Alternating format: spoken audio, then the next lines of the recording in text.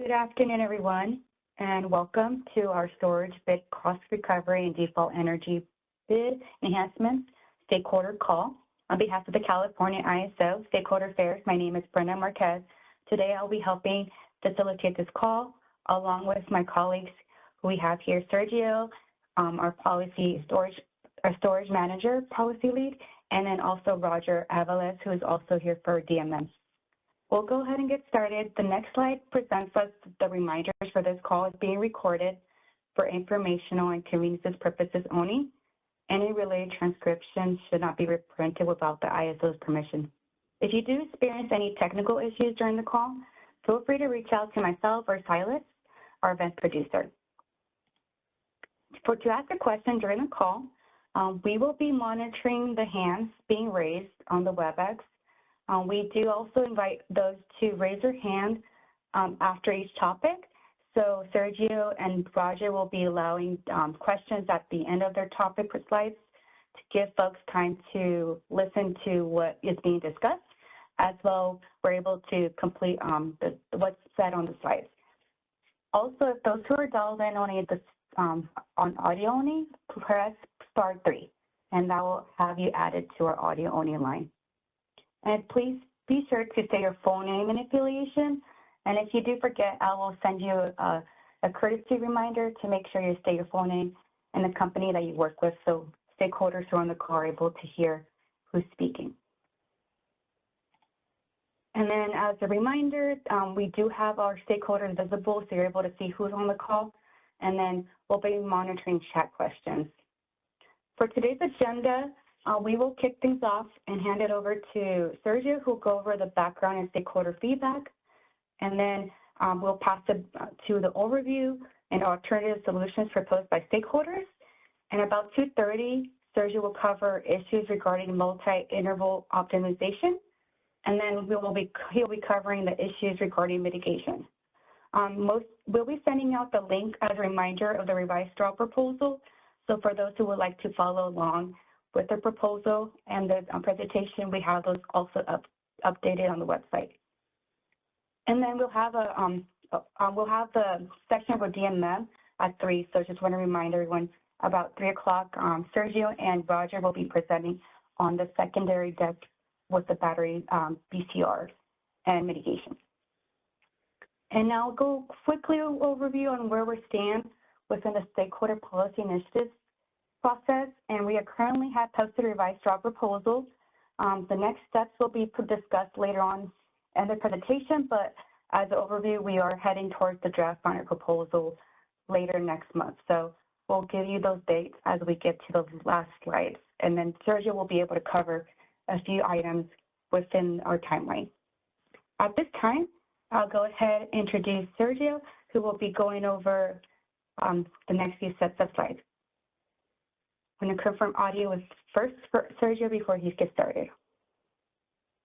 Can you hear me, Brenda? Yes. Great. Thank you so much. Good afternoon, everyone. Thank you for making the time today and joining. Hope you're having a good Wednesday. So I'm Sergio Dueñas. I'm the storage sector manager for the ISO. Today, as Brenda noted, we'll go over the elements of the revised draw proposal that we have published some days ago, and we'll also be chatting about the issues, challenges related to multi-interval optimization and mitigation with regards to the different solutions that we're currently considering for this matter. So I'll start with a bit of background and a recap of recent feedback, and that will set the tone for what we'll cover here today.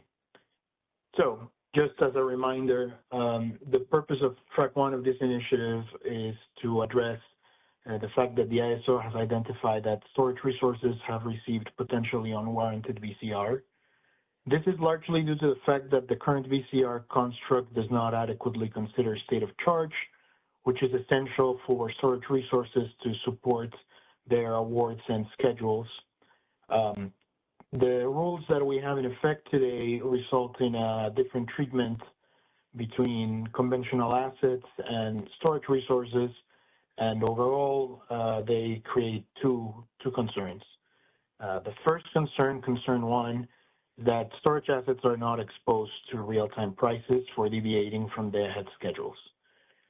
The concern number two is that storage assets may have an incentive to bid strategically to maximize the combined BCR and market payments. So in this context, in the first paper that we published as part of this initiative, the issue paper and straw proposal, the ISO included a proposed solution that would seek to mitigate these two concerns. The idea behind the proposed solution, the mechanism would be that it would redefine dispatch, the energy associated to a binding interval with a binding SOC constraint as non-optimal energy. And that would basically exclude that energy from the VCR calculation, making it ineligible for VCR. The rationale behind this was that, if a storage resource has a state of charge that is equal to its minimum or maximum value at the start of the binding interval, then the market would be able to re-rate or derate to the Pmax or Pmin to 0 to capture that asset is completely full or empty and thus unavailable, making that energy ineligible for VCR. As our conversations around this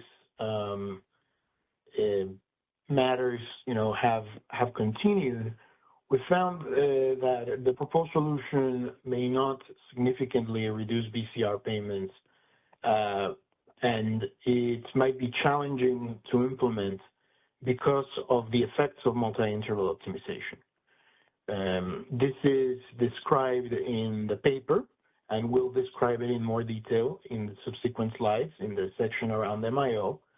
But to give you a primer on the matter, essentially, the proposed solution is based on the assumption that dispatch in the binding interval is optimal. By optimal, we mean that it's economic, that the asset was dispatched when it was in the money, let's say. This assumption, however, may not hold true in general because of how MIO operates, particularly with regards to energy storage. It is possible for uneconomic dispatch to occur in the binding interval that would preserve or even increase the state of charge moving forward, so much that this could be repeated across several RTD runs, resulting in a situation where the proposed solution would not be triggered and VCR would continue to be allowed to accumulate. So in this context, for the proposed solution to be effective, we would need to modify it so that it would consider not only the binding interval, but also consider advisory intervals. This is a problem that is not new or unique to this situation. We have encountered something similar with the ancillary services state of charge constraint. While this is something that we are familiar with, this challenge and how to overcome it, it is important to note that this does increase the complexity of the solution. So that is one part, that this proposed solution may not significantly reduce VCR because it wouldn't trigger as often because of MIO. So the need would be largely to adapt the solution in a manner similar to what we've done with the ASSOC, so that it can be a more robust but also more complex solution. Another concern that has been raised regarding the proposed solution has to do with market power mitigation. Again, this is also described in the paper, and we will also go in more detail later today in a section about mitigation, where we'll also have folks from DMM present some of their analysis. What we found, and we've heard from stakeholders, is that it is important to consider instances in which resources may have had an inadequate state of charge to meet awards or schedules because of mitigation in prior intervals. This is a concern that the Market Surveillance Committee also shared, and in that meeting, they recommended for further analysis to better understand how material the impact of mitigation has been on BCR. In that meeting, the MSC recommended that if analysis shows that the impact of mitigation is material, that there might be benefits on developing an exception for mitigation or some form of counterfactual calculation to make whole the resource in those instances, akin to what we have for the hold exceptional dispatch. As of now, both the ISO and DMM have been working on analysis on the potential impact of mitigation, and we'll hear about that later on. So these two matters, MIO and mitigation, they have better informed our understanding of the issue at hand, and also underscored that the proposed solution might need to be modified with added complexity to fully address the matters, the concerns that we've underscored before. Now, these issues of mitigation and MIO are not only, or they're not unique or solely affecting the proposed solution. Other alternatives that have been put forth might also be affected as a consequence of these concerns, and we'll talk about that throughout the presentation.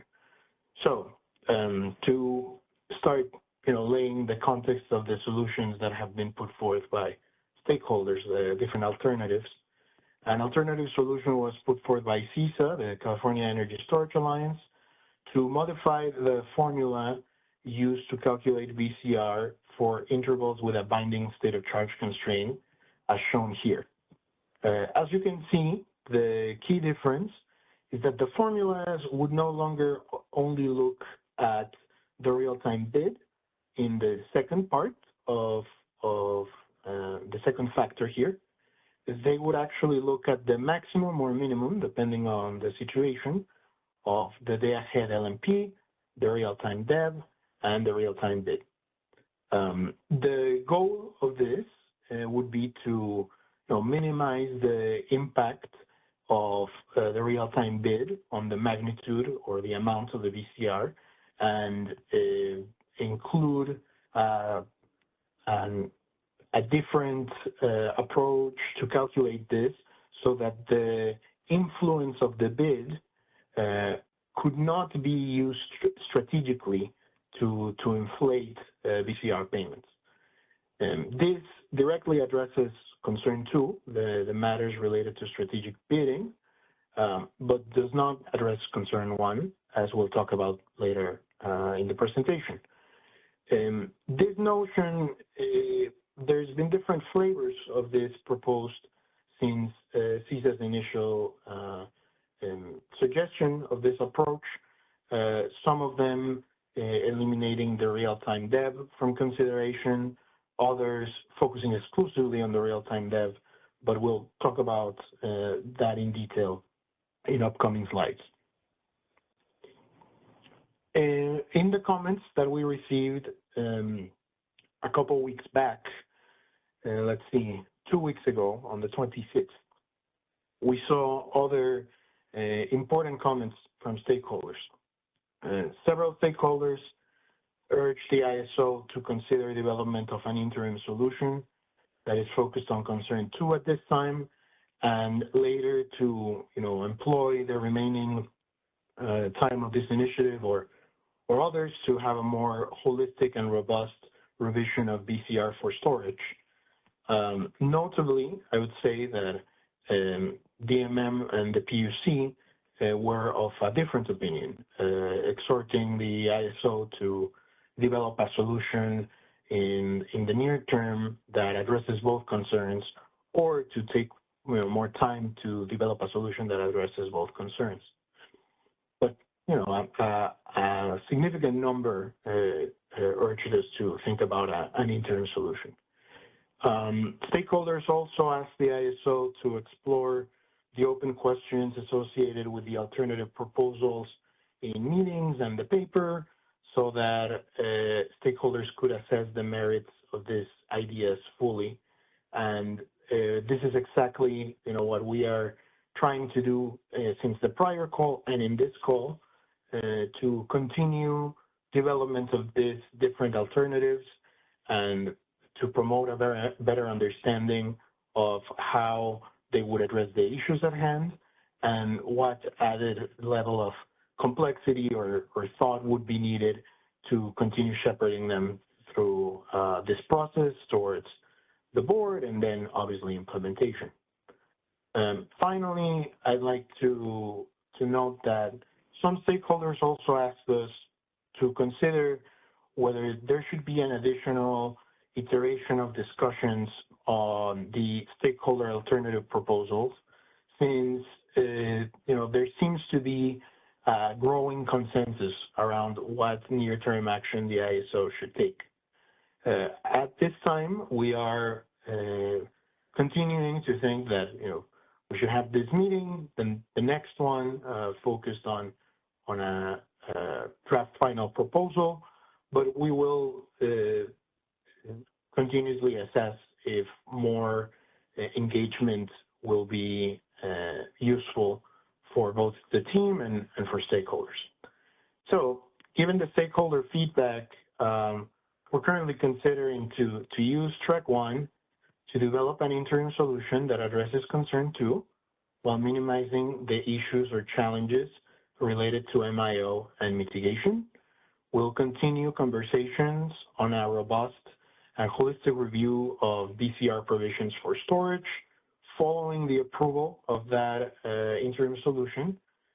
And these conversations will be held within this initiative, in the framework of this initiative, but they will be obviously considering the scope of other upcoming storage efforts, such as energy storage enhancements, which we are targeting to work on in parallel later this year as well, following the approval of some interim solutions here, ideally.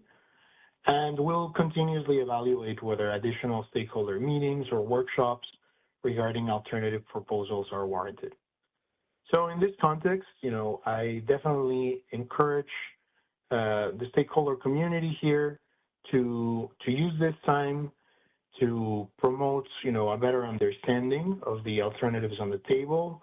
If you have questions, ask them. If you put forth alternatives and you have clarifications, please, let us know. We are very much looking forward to use this time to keep developing these ideas and better understand their merits and their implications. So I will pause here to see if there's any questions. I see a couple of hands up.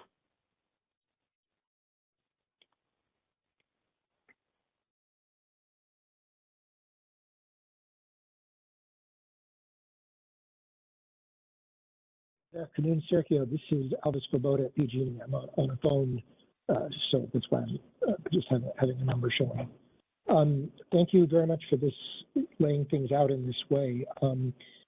One thing I wanted to go back to, and I know you're going to give more detail, but my impression on the way you've described the multi-interval issue is you described essentially the case is that a resource has to charge uneconomically because the optimization sees a later need to discharge. And that makes sense to me, that you could have that case. Somebody bids, they only want to charge if the price is below 50. They are charged at a price of 100, and price formation could be such that the incremental resource that's being used to charge them is at a higher price, and that's why you would have out of the money charging of a resource. 2 points on that. I don't know if there's a similar case on the discharge side. I don't think there should be. And so wondering whether you do see a similar case on the discharge side, but also just this points to one gap that I think should be filled in as you go through this is, what do the formulas look like for charging? I'd really like to see those written out a little bit more explicitly than they have been, because everything that, and I love CESA's solution, but it's written obviously in terms of a maximum, and it would be really good for somebody over there to provide the counter case for charging, because it's clear that that's another situation that you are considering, but I haven't seen any formulas regarding that. So thank you again for this overview and for your openness to stakeholder feedback on this whole initiative. Yes, thank you for that. Just to provide a quick answer here, the situation that you described is definitely a clear example of the MIO challenges. I would say that, there's many different circumstances where we might see uneconomic dispatch in the binding interval. One of them is the one that you mentioned. Another one is the one that we've included in the paper. For example, if there's a self-schedule, there could also be some form of ancillary services requirements within the advisory intervals that might necessitate some form of headroom. There's many conditions that might lead to that type of dispatch in the binding interval. And later in the presentation, we will talk about one example that is actually exactly what you've described, charging out of merit to maximize revenue later in the advisory interval. But we've also included some materials from a meeting on this matter a couple years back that actually goes through many different examples of how MIO works and how it could result in out of merit or uneconomic or dispatch in the binding interval. So yeah, we don't want we didn't mean with our paper or with the examples here to say these are the only cases where MIO works like this. It's a subset of those, and it presents a clear example. So I think that's pretty useful. Yeah, thank you. But in a sense, the example you're giving is one of where price formation, the way it's defined, the incremental resources on the incremental side rather than on the charging side. So, but the other examples you're citing, which sound very reasonable to me, are essentially examples that would be related to self-schedules or forced dispatch by CAISO due to what are the equivalent of self-schedules, ancillary service awards, for example. So if there are examples that are purely due to the nature of the multi-interval optimization, I'll hope that we'll get some look at that. But also on my second question about charging, if you could at least consider providing a comparable symmetric treatment of both cases, because it's essential for this initiative. Thank you. Thank you.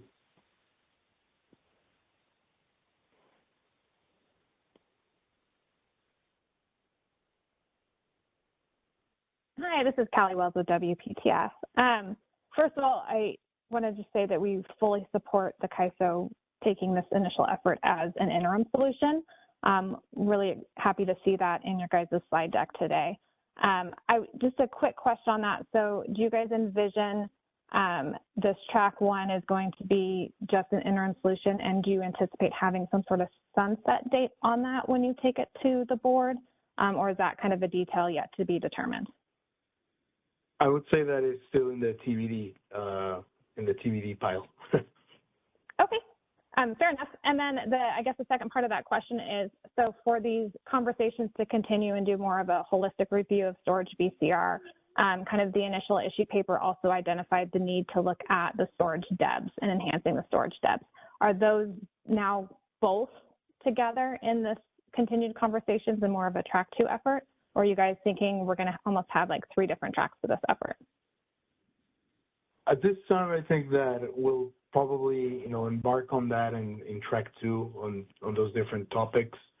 I also want to note that, we're open to that feedback from stakeholders. If you believe that there's a better, different way to approach it, let us know in your comments. Right now, we are envisioning it as taking on those topics in track 2 together. Yeah. Okay. I mean, my initial reaction, I think that makes complete sense to do them together. I think there's a lot of interaction there.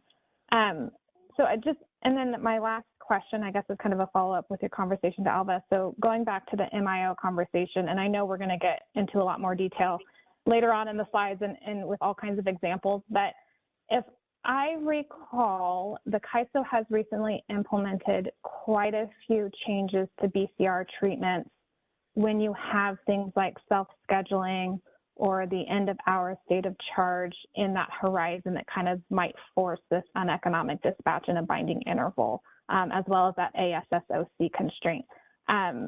Will you guys be able to, as maybe, I guess my ask is when we get kind of into the more detailed conversation, will you guys highlight where those come into play and which cases is almost essentially already addressed by those changes to BCR that's already in place today? So we can kind of really narrow in on what are the scenarios that have yet to be addressed. Yes, I can underscore that later in the conversation, and we'll also include language on that in the next iteration of the paper as well. Basically talking about what are the constraints that are in place today and how BCR kind of works with them. I think the critical ones are, as you mentioned, the ASSOC, the end-of-hour state of charge biddable parameter, and to some degree to the matters related to self-schedules too. I think those are the key ones, but we'll make sure to clarify that as well, Kelly. Thank you. Yeah, no, that would be great, because I think when the end-of-hour state of charge went into place, I want to say that's when they made some changes to BCR treatment when kind of a self-schedule is within that MIO horizon. But having that would be extremely useful. Thank you. Thank you. Yes.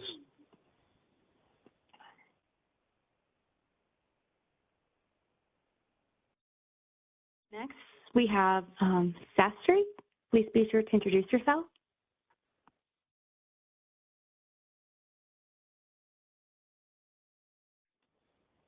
You may be double muted if you're speaking.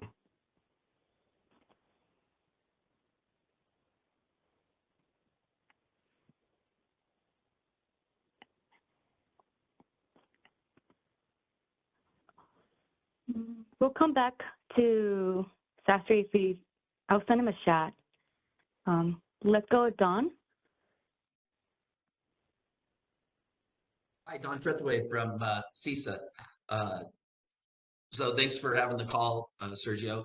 So I just want to get some clarification in terms of what we want to accomplish in this working group. So are we safe to assume that the CAISO original proposal is off the table because it's not implementable? So we need to focus on the alternatives? No, everything is still on the table. We want to use this time to talk about how all of the solutions will need to consider the challenges, particularly related to mitigation and MIO, and to, use this time for folks that may have questions on the paper, on the alternatives, to get clarification on those so that they can prepare their comments. And for folks that have put alternatives forth, to also let us know, if there's anything new, any alternative, variations that they've thought of, and see if there's, added thinking that we need to do together to think about particularly the issues related to MIO and how they might tweak our formulation of these alternatives collectively. We'll also use this time to hear from the MM to better understand whether exceptions related to mitigation are warranted for an interim solution, given the potential impact of mitigation. So that is the goal of the meeting today, Don. Yeah. Okay, then my next comment is, I think the ancillary services state of charge constraint, the end of hour constraint, and their applicability in the advisory intervals, I think that's already established, as Callie was seeking confirmation on. And so I think what we really want to focus our discussion on with regards to the MIO is what I've been terming the generic SOC. The state of charge that ensures that there's a feasible dispatch across the entire horizon. And I would note that the MIO is actually one of the reasons why you need to actually give bid cost recovery to storage resources. Because, and we can talk more about this when we get to your examples, but I'll try to give a high level overview and we can go into more details during the examples later in the presentation. But if the CAISO's load forecast is forecasting that it is economic to out of merit charge or discharge a storage resource in the binding interval to meet a future interval, advisory interval. Well, if the CAISO is correct, then the resource would have a BCR shortfall in the current binding interval. And when that advisory interval turns binding, they'll have a BCR surplus, and you'll net the two against each other. So there's not an issue there in my mind. The only way you would get bid cost recovery is if the CAISO was wrong. And if the CAISO was wrong and the system conditions that they were forecasting in the advisory intervals didn't materialize, and so that price wasn't realized, and there wasn't a BCR surplus, then the storage resource needs to be made whole, because it wasn't the result of their actions. It was the result of errors in the CAISO's load forecast over the multi-interval horizon.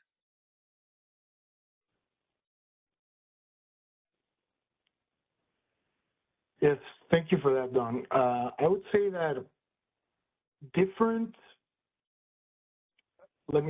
we'll get to this when we get to those slides.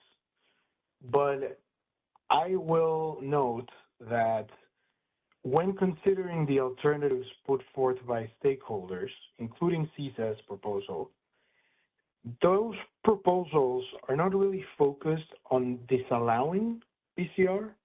They're focused on modifying the calculation of BCR. So in that context, consideration of MIO under those alternatives is not so much about should we give or not BCR, because we would still give it. It's just about how we are calculating it. So we'll get to that in those slides. That situation is a bit different with the proposed solution, right? Because the proposed solution that the ISO put forth initially, that would make it so that some energy is not included in the BCR calculation. So the manner in which this MIO challenge is material for each of the solutions on the table is a bit different, but we'll get there, and I appreciate your comment. Thank you.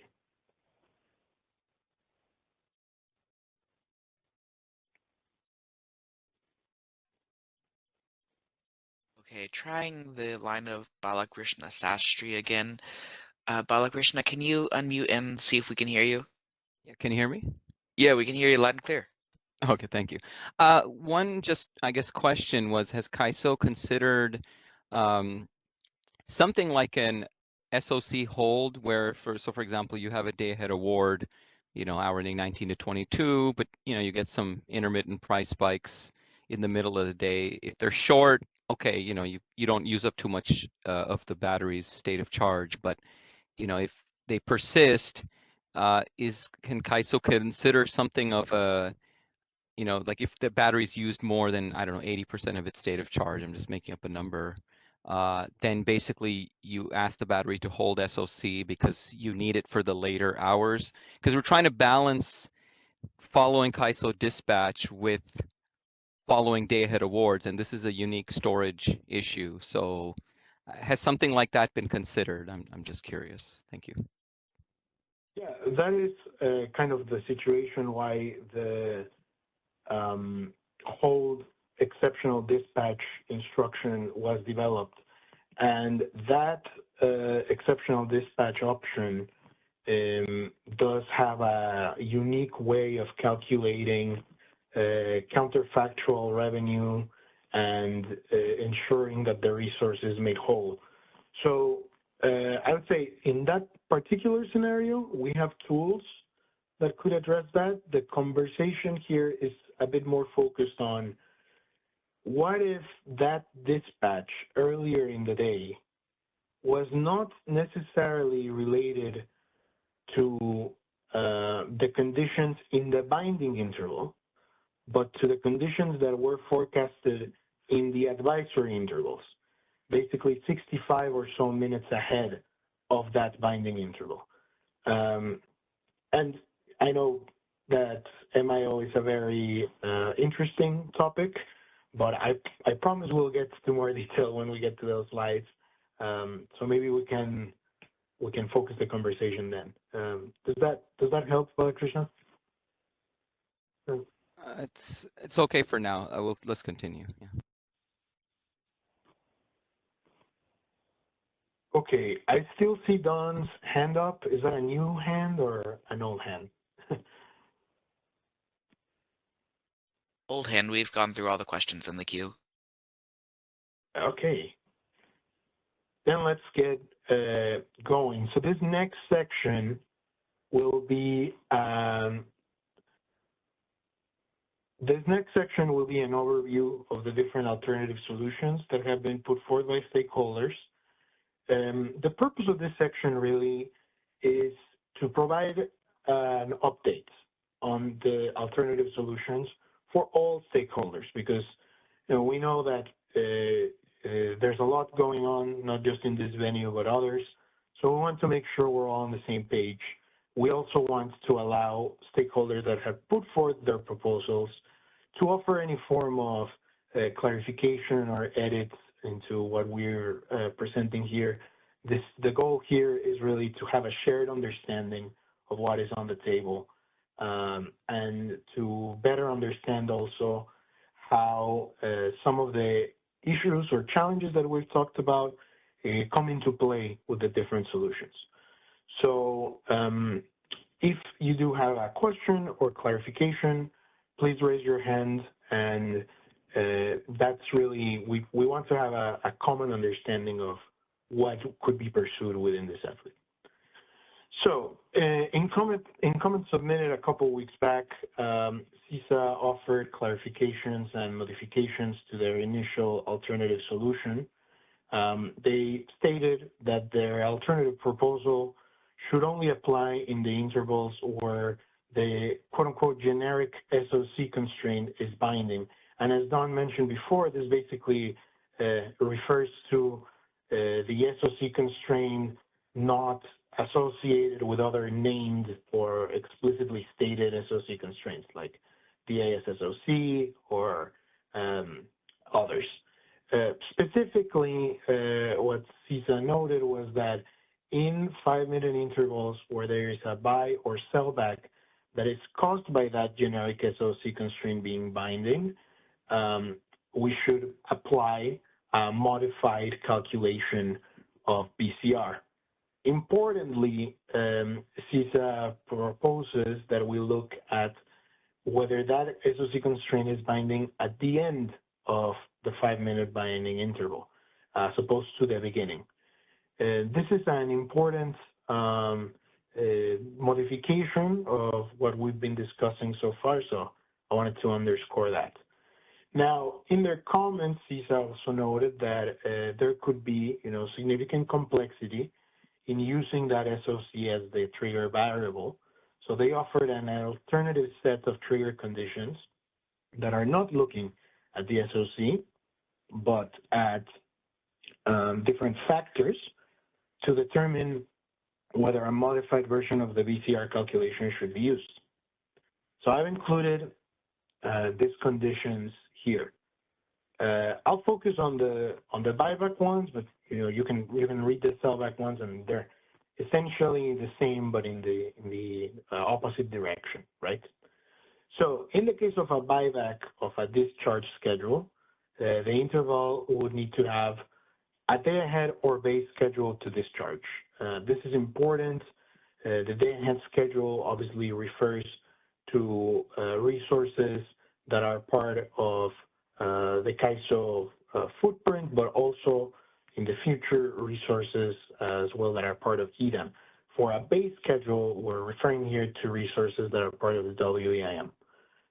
In addition, the interval should also have a real-time dispatch to discharge that is lower than the day-ahead or base schedule and that does not charge the resource.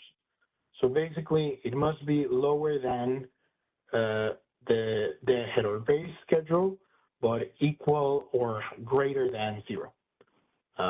In the case of a sellback, we have the same condition in the first one. The second one would be a charge schedule, a charge real-time dispatch that is lower than the day-ahead or base schedule, but that does not discharge the resource.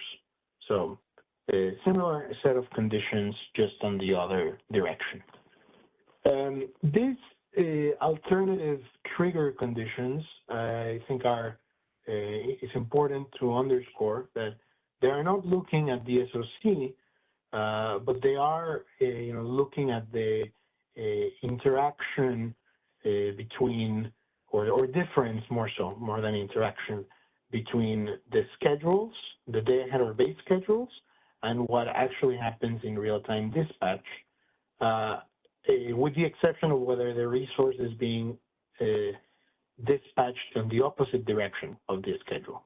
That is material because there might be situations in which real-time conditions would see a need or a greater benefit from dispatching the resource in the opposite direction, and that would not be, part of this trigger conditions. So only under these trigger conditions would the modified calculation of BCR that CISA put forth be applicable. And as a reminder, this is that modified calculation. In their initial proposal, the idea was to essentially substitute the real-time bid with the day-ahead LMP. As part of our conversation in prior meetings, we've noted that there could be, situations where incremental dispatch plus a difference where the day-ahead LMP is greater than the real-time LMP, that could affect the VCR payment, its magnitude. So to better consider how to ensure that this second factor is not unduly inflated, the new proposal put forth by CISA includes the maximum in the case of the buyback or the minimum in the case of the sellback of the day-ahead LMP, the real-time DEB, and the real-time bid.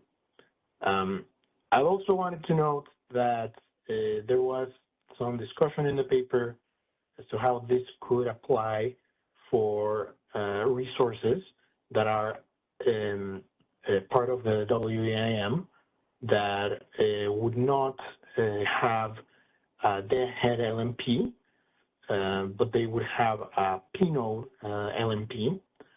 In their revised, in their updated alternative solution submitted in comments, CISA noted that could be, a 0 in that case.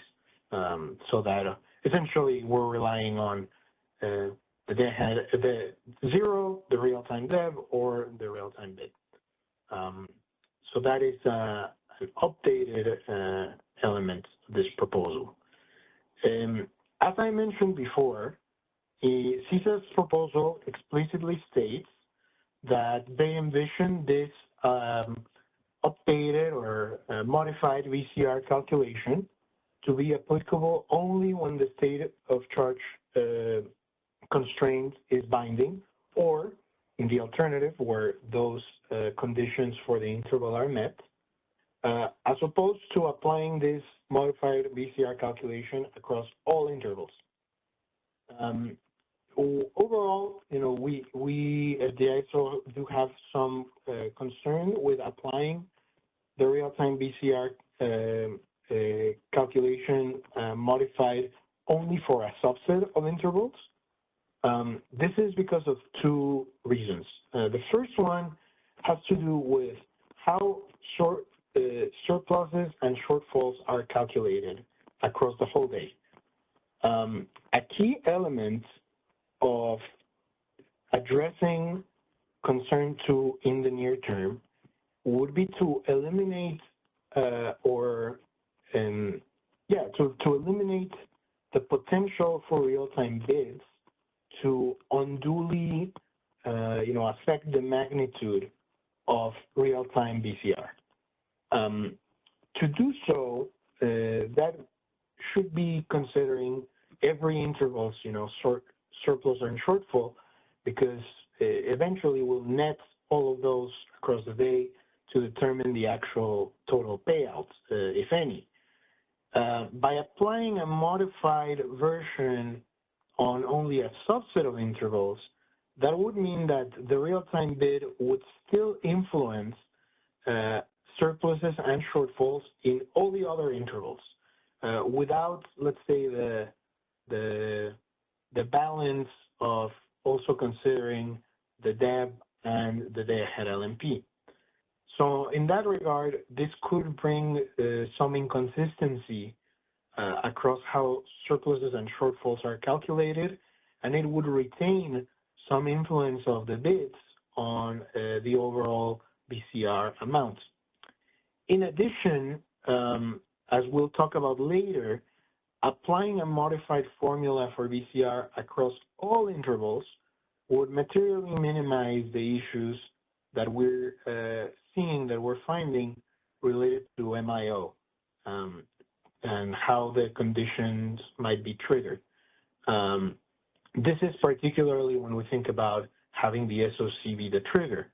But overall, we are in this moment a bit more partial to the idea of, if a solution like this is applied, to consider it across all intervals for consistency on the calculations, minimizing the impact of the real-time bid on BCR surpluses and shortfalls through the day, and minimizing the issues related to MIO. So, as part of the paper that we published last week, we included a series of examples of how different solutions would result in different netted total shortfalls and surpluses for BCR. We included that as a table for each of the examples, and those examples are the same ones that we've included in the initial paper and in prior presentations. Some feedback that I heard from stakeholders was that the tables were not as, they didn't have enough depth onto seeing the dynamic throughout the whole day. So I've included here the graphs for examples 2 and 4 of Appendix A.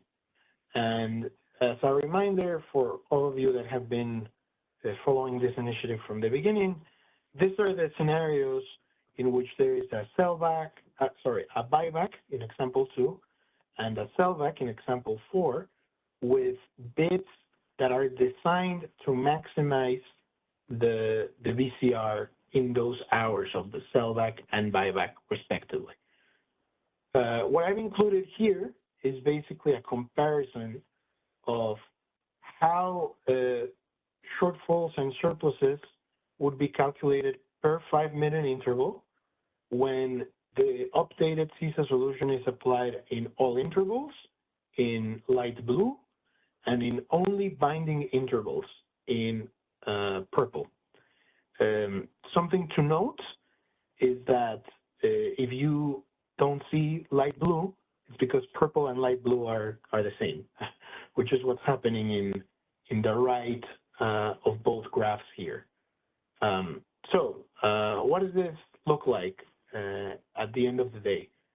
This is how it would look like, throughout the day. As you can see, when applied to all intervals for a buyback in the top graph, when applied to all intervals, this essentially results in higher surpluses in hour ending 1 and hour ending 12 through almost 17, but equal shortfalls later on in the day.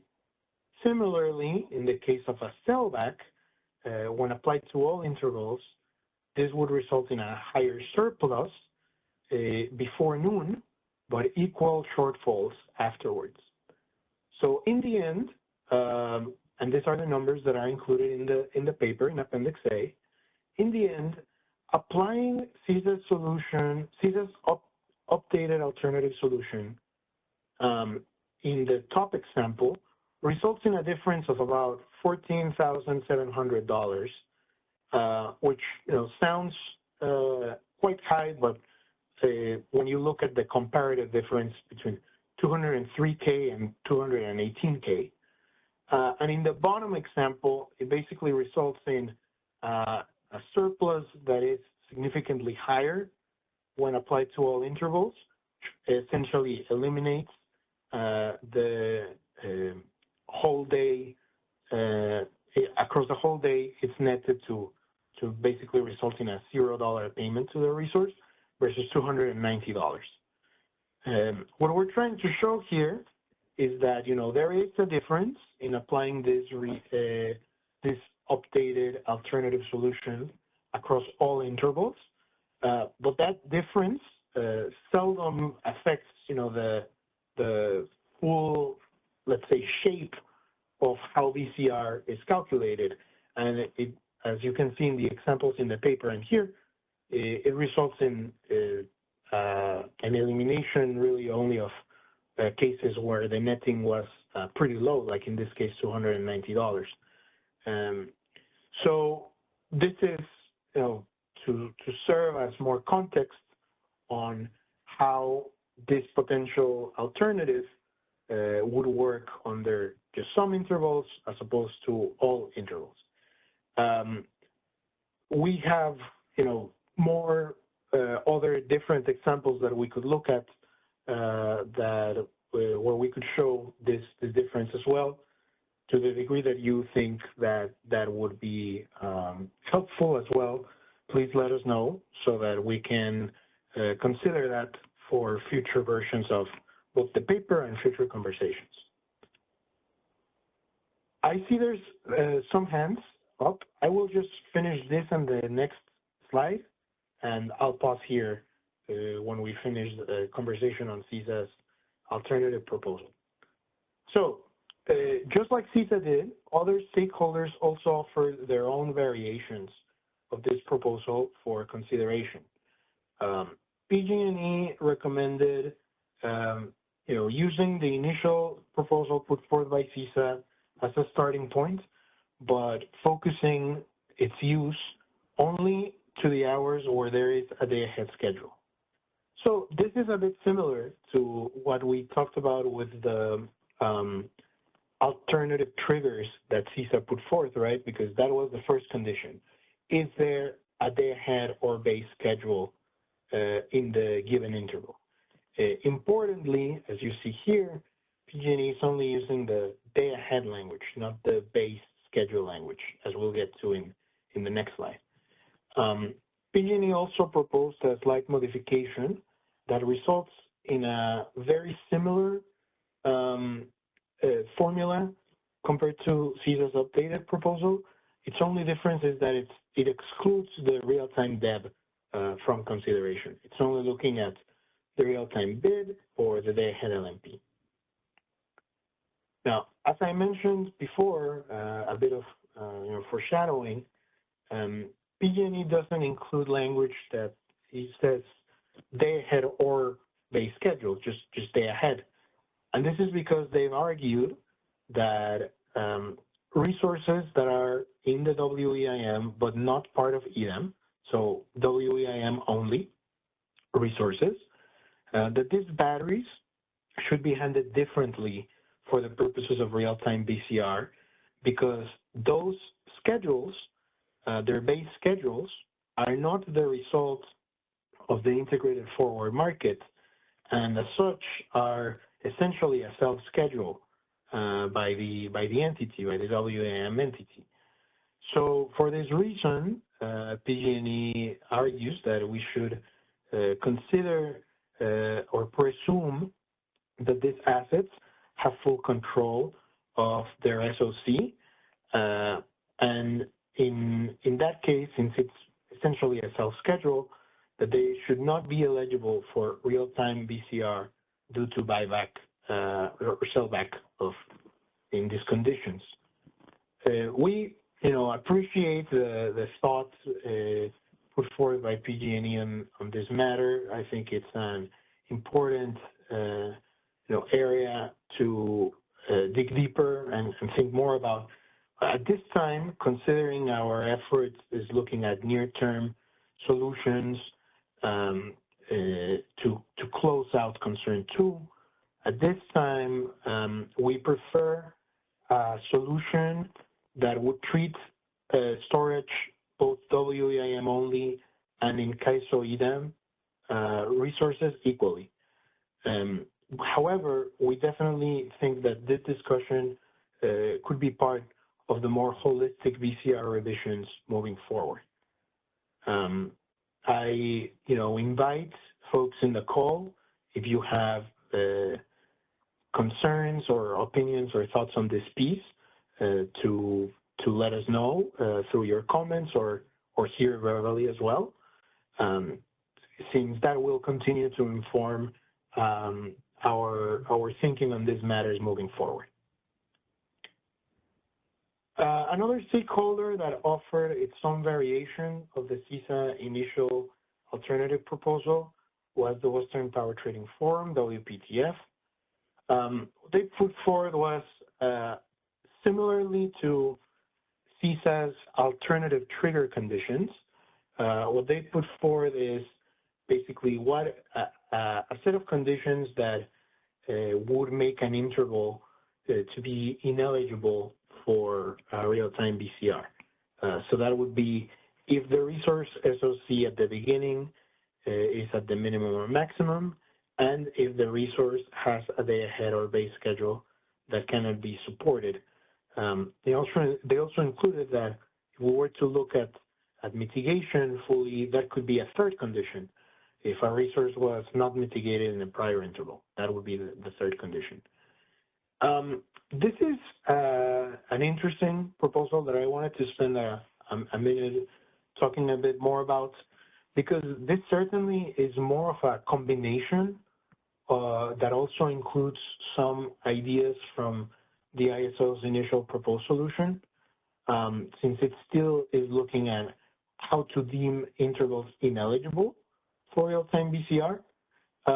But critically, as you see here, this proposal also hinges on the notion of identifying if the SOC at the beginning of the binding interval is at a given level. So I'm highlighting that because that is a key part of the MIO challenges that we'll explore in more detail in upcoming slides.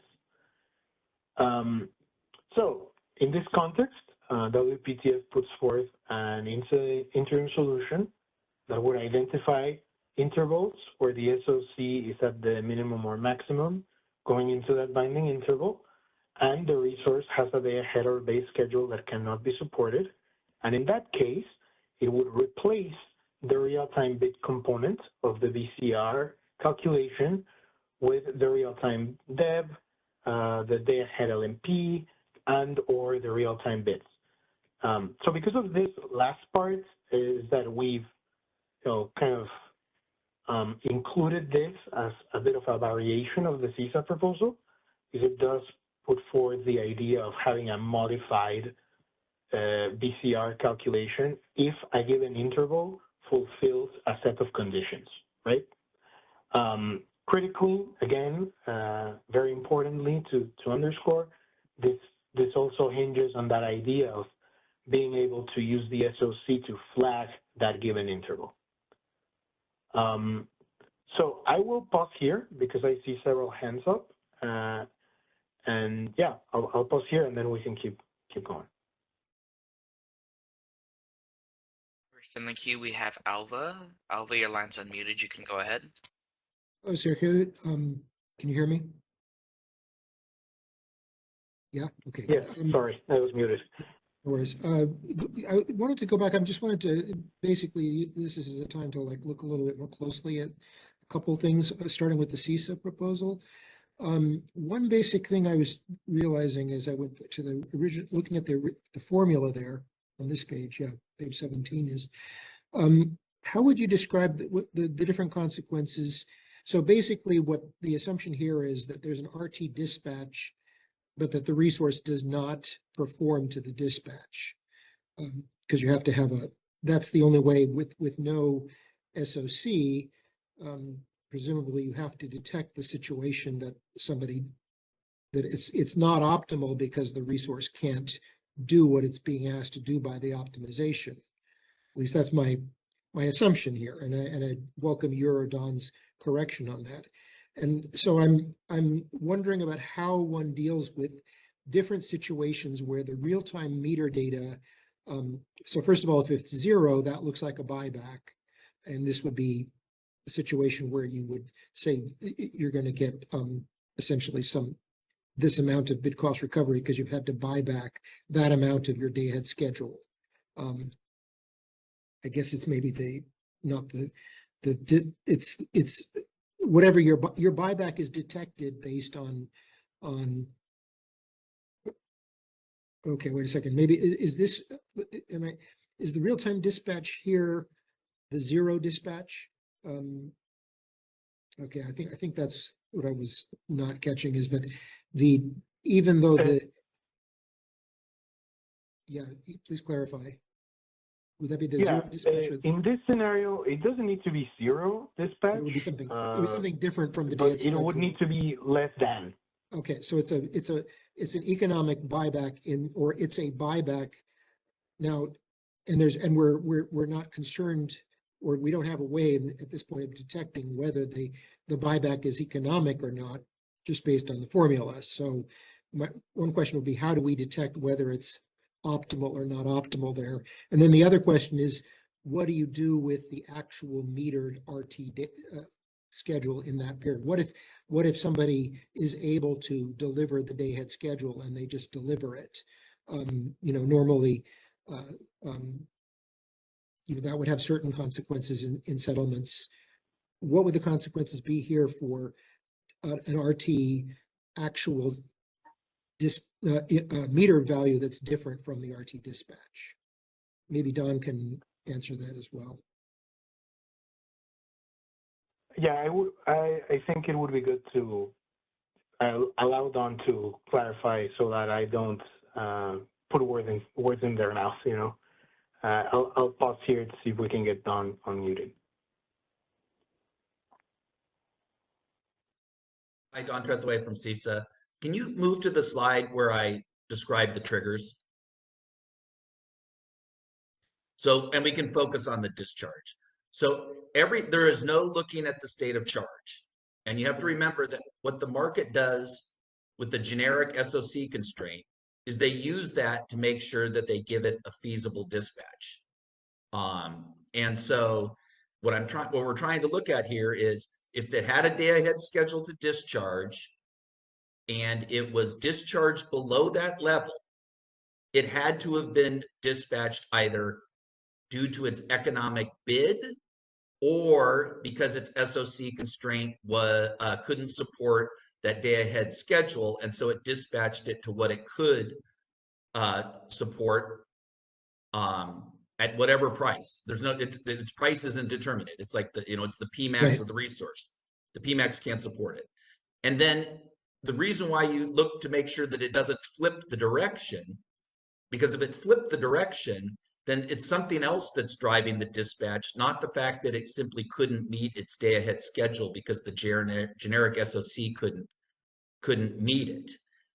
And so that would mean if you flip to, for instance, from discharge to charge, that the charging bid was probably economic, and you wouldn't want to trigger the settlement logic. Now, and so that's what, because you need to differentiate between whether you're doing a buyback or a sellback. And so, Alva, I would note that all of this is focused on the instructed energy. Any uninstructed imbalance energy is ineligible for BCR. So we're just simply looking at what is eligible for BCR. Okay. And this is just eligible for BCR. It could be that it's you're capturing both economic buyback and non-economic buyback, and then you're just that's right. But then you need to formula for the maximum BCR you could get if the value was negative, essentially. Yeah, no, and so that's why you get to why now we go to the formula where you look at the max. Right. And this addresses this is how you can differentiate and not care whether it was economic or not, because if it was economic, you wouldn't end up paying BCR. So if we can go to the next slide, I think. So let's look at so if we look at the max, so we do the max of the day ahead LMP, and that's the example where, you know, the previous examples we were showing, it was like $100, but someone bid negative 150, and, you know, the real-time price was whatever. So that means you can't basically not deliver your day ahead schedule and make money from BCR. So that's why the day ahead LMP is in there. We include the real-time DEB in there so that we can have a consistent approach between EIM entity, EIM participating storage resources and CAISO storage resources, just for, you know, that DEB applies to everybody. And then by putting the real-time bid in there, you make sure that you don't pay BCR if otherwise you wouldn't have paid BCR because the resource was economic to be dispatched where it was at. Right. And so I would note that when if you see something dispatched between its day ahead schedule and zero, it's probably marginal, which is, you know, pretty odd, or it's truly that they don't have the SOC to do it. So I think it's the combination of using an appropriate trigger based on the instructions, the dispatch relative, and again, all of this information is available to settlements. That's why it's actually, in my mind, implementable where the SOC is not implementable. And in a sense, you're just capping the BCR. This will have the effect of capping the BCR if the instruction is uneconomic. One question I would have is that does this even, in terms of the CAISO's desire to implement over all hours, doesn't this look pretty close to how the current calculation what the current calculation would be for hours where there was no day ahead schedule anyway? Because the real-time bid, the max applied with the real-time bid in there is going to imply that any resource will recover at least based on its real-time bid if it's being dispatched up. So is there really a concern with this being used in all hours?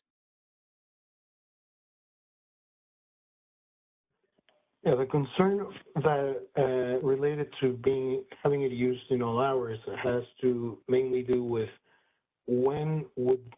if the trigger condition is the SOC, which is part of the proposal still. Well, listen, I'm assuming not. Option, I'm assuming right? not. I was assuming that, you know, I like Don saying, you know, SOC doesn't need to actually come into it, and just wondering if this is the formula being used for that particular, this will come into play in that condition, but is there any need to distinguish? Actually, what I'm sort of saying is there any need to distinguish hours where there's buyback of a day ahead award from hours where there's not a day ahead award? It seems to me like this formula would, or given that the day ahead schedule is zero, this formula would essentially be the current BCR formula for real-time energy. So I was just wondering if I'm wrong about that, because it does, that indicated to me that you know, don't consider SOC in the settlements. Again, as Don was saying, you don't need to bring that data into it, and there's really no change. So applying it to all hours is sort of it does no harm or does very little harm because it doesn't materially change BCR in other periods. I wanted to get your and Don's view on that as well. So I think you should only apply it when the conditions are met, in an interval where those conditions are met. Because yes, the resource may not have a day ahead schedule, but there is still a day ahead LMP calculated. And I think it would be inappropriate to change the BCR calculations from there. And so I think the interim solution should be focused on what I thought was the original problem that we were all tasked with trying to solve, which is if someone has a day ahead schedule and they buy back or sell back because the generic SOC is binding, that we don't want that to result in inflated BCR. So that's what CISA is trying to address, that issue. And anything beyond that, I think needs to have broader discussion about how and about the overall how the entire energy storage enhancements, all of those big initiatives that have been delayed forever, we need to sit down and start working those so we can holistically address this problem. Great, but I want to just say, is it possible with simply? I'm just looking at the formula, and maybe it's the day ahead LMP is inappropriate. If you were simply to, you know, in terms of what CAISO can implement across the day, isn't some version of this formula still appropriate? Maybe you pull the day ahead LMP out, but the other components are essentially what you've got there, in the yeah. So I'll try to respond. Let me respond first, and then let Sergio talk about it. What I heard is the concern that CAISO had is to use different formulas in different intervals, and so I think if we have to make an adjustments for the day ahead DEB or day ahead LMP, we're having that same problem. Any adjustment is going to cost. Right. And but I also have no concern with netting. I don't understand what the issue is. When an settlement intervals BCR surplus or shortfall is calculated, it's completely independent of any other interval. So there's no impact of using this formula in one interval and a different formula in another interval. They're completely distinct. And I think that, again, we're trying to narrowly focus the issues in where these situations occur. And let's put this logic in just then, and everything else should remain as is. If I may answer, from our perspective, you posed two questions, Alva. The first one was maybe more of a statement that, okay, we might not need to bring SOC into the conversation if we focus on following these conditions. That is, I would say that is a premise that we challenge a bit. It is still important to potentially think about SOC if we're only using this for a subset of intervals, precisely because the SOC constraints are intertemporal. They are affecting not only the binding interval, but also intervals moving forward. And what is happening in intervals, in the advisory intervals, will also have an effect on what is done in the binding interval. So the first point would be that, as you noted, okay, if we don't bring SOC in, could we just use these conditions? I would say that there's still, some hesitation from how we are seeing it that way, because SOC does have a material intertemporal impact. And the second part of your comment, Alva, was it would seem that there would be no harm in just doing this across all hours as opposed to just a subset of hours, given the fact that we would have this min-max that is looking at the LMP, the DEB, and the BID. And in that part, I would agree that it is, as we've shown in the prior examples, not very, it's not as concerning or as that there's no harm, as you mentioned. But that is our, perspective so far. I know that there's a lot of hands up right now. Yeah, just one last So, comment, which yeah. is on your comment on SOC. I think that argues the other way, which is the fact that there are SOC issues in a lot of other hours are going to make it even harder to create a detection of that in this kind of process, which is why I like Don's solution. But thank you But for because raising it is also harder to have that detection, if we were to apply it across all intervals, then that detection is no longer needed, and it addresses Right. the issue of the bids influencing the VCR payment unduly, right? Yeah, I agree. I Um, agree, and I think it's it's an argument for that. Yes, thank you. Okay, so let's go with Michael, then Don, because he did have his hand up probably for questions, and then Callie. Oh, okay, Michael, then Callie. Hi, Sergio. Michael Boulbright from PG&E. Can you hear me? Yes. Okay.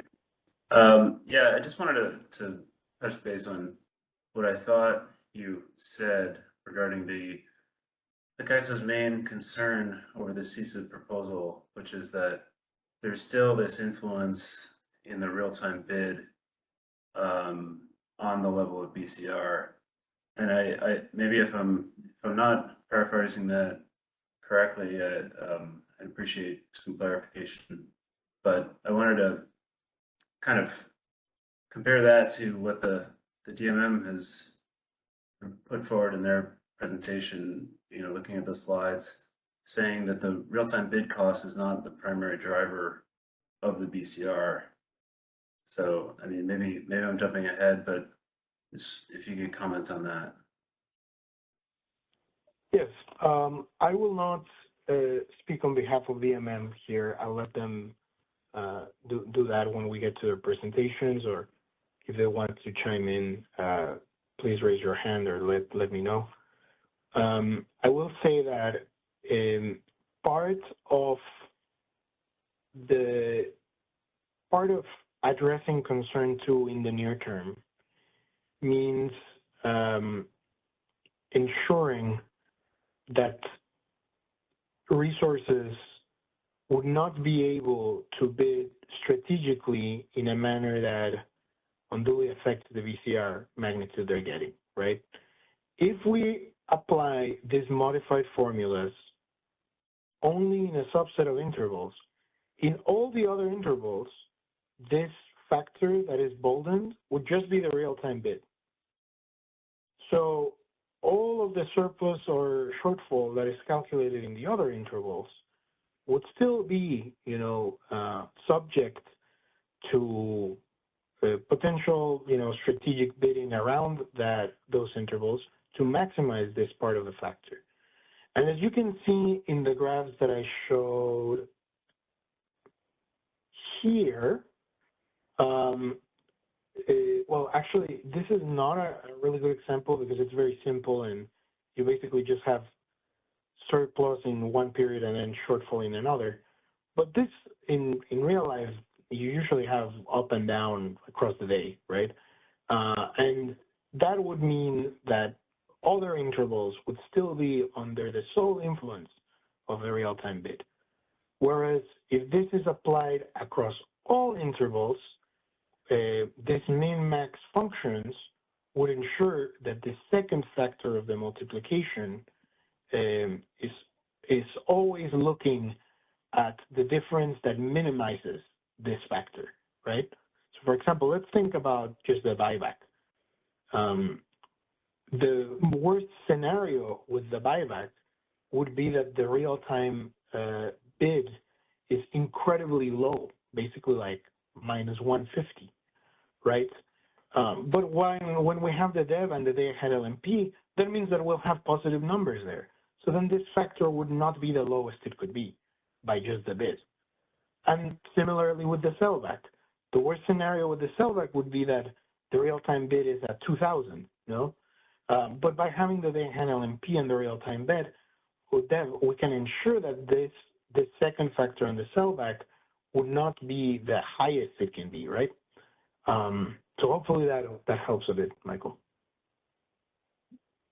I see. So you're more concerned about applying it to all intervals than than the actual math itself. We're concerned with, we understand, you know, the benefits of having this arrangement that looks at the LMP, the DEV, and the BID. We understand those benefits, but if we only apply it to a subset of intervals, the other ones are still basically only looking at the real-time bid, which is part of concern two, strategic bidding. How material that concern is or not, according to DMM's analysis, I think DMM will speak to that on their presentation. Great, thank you.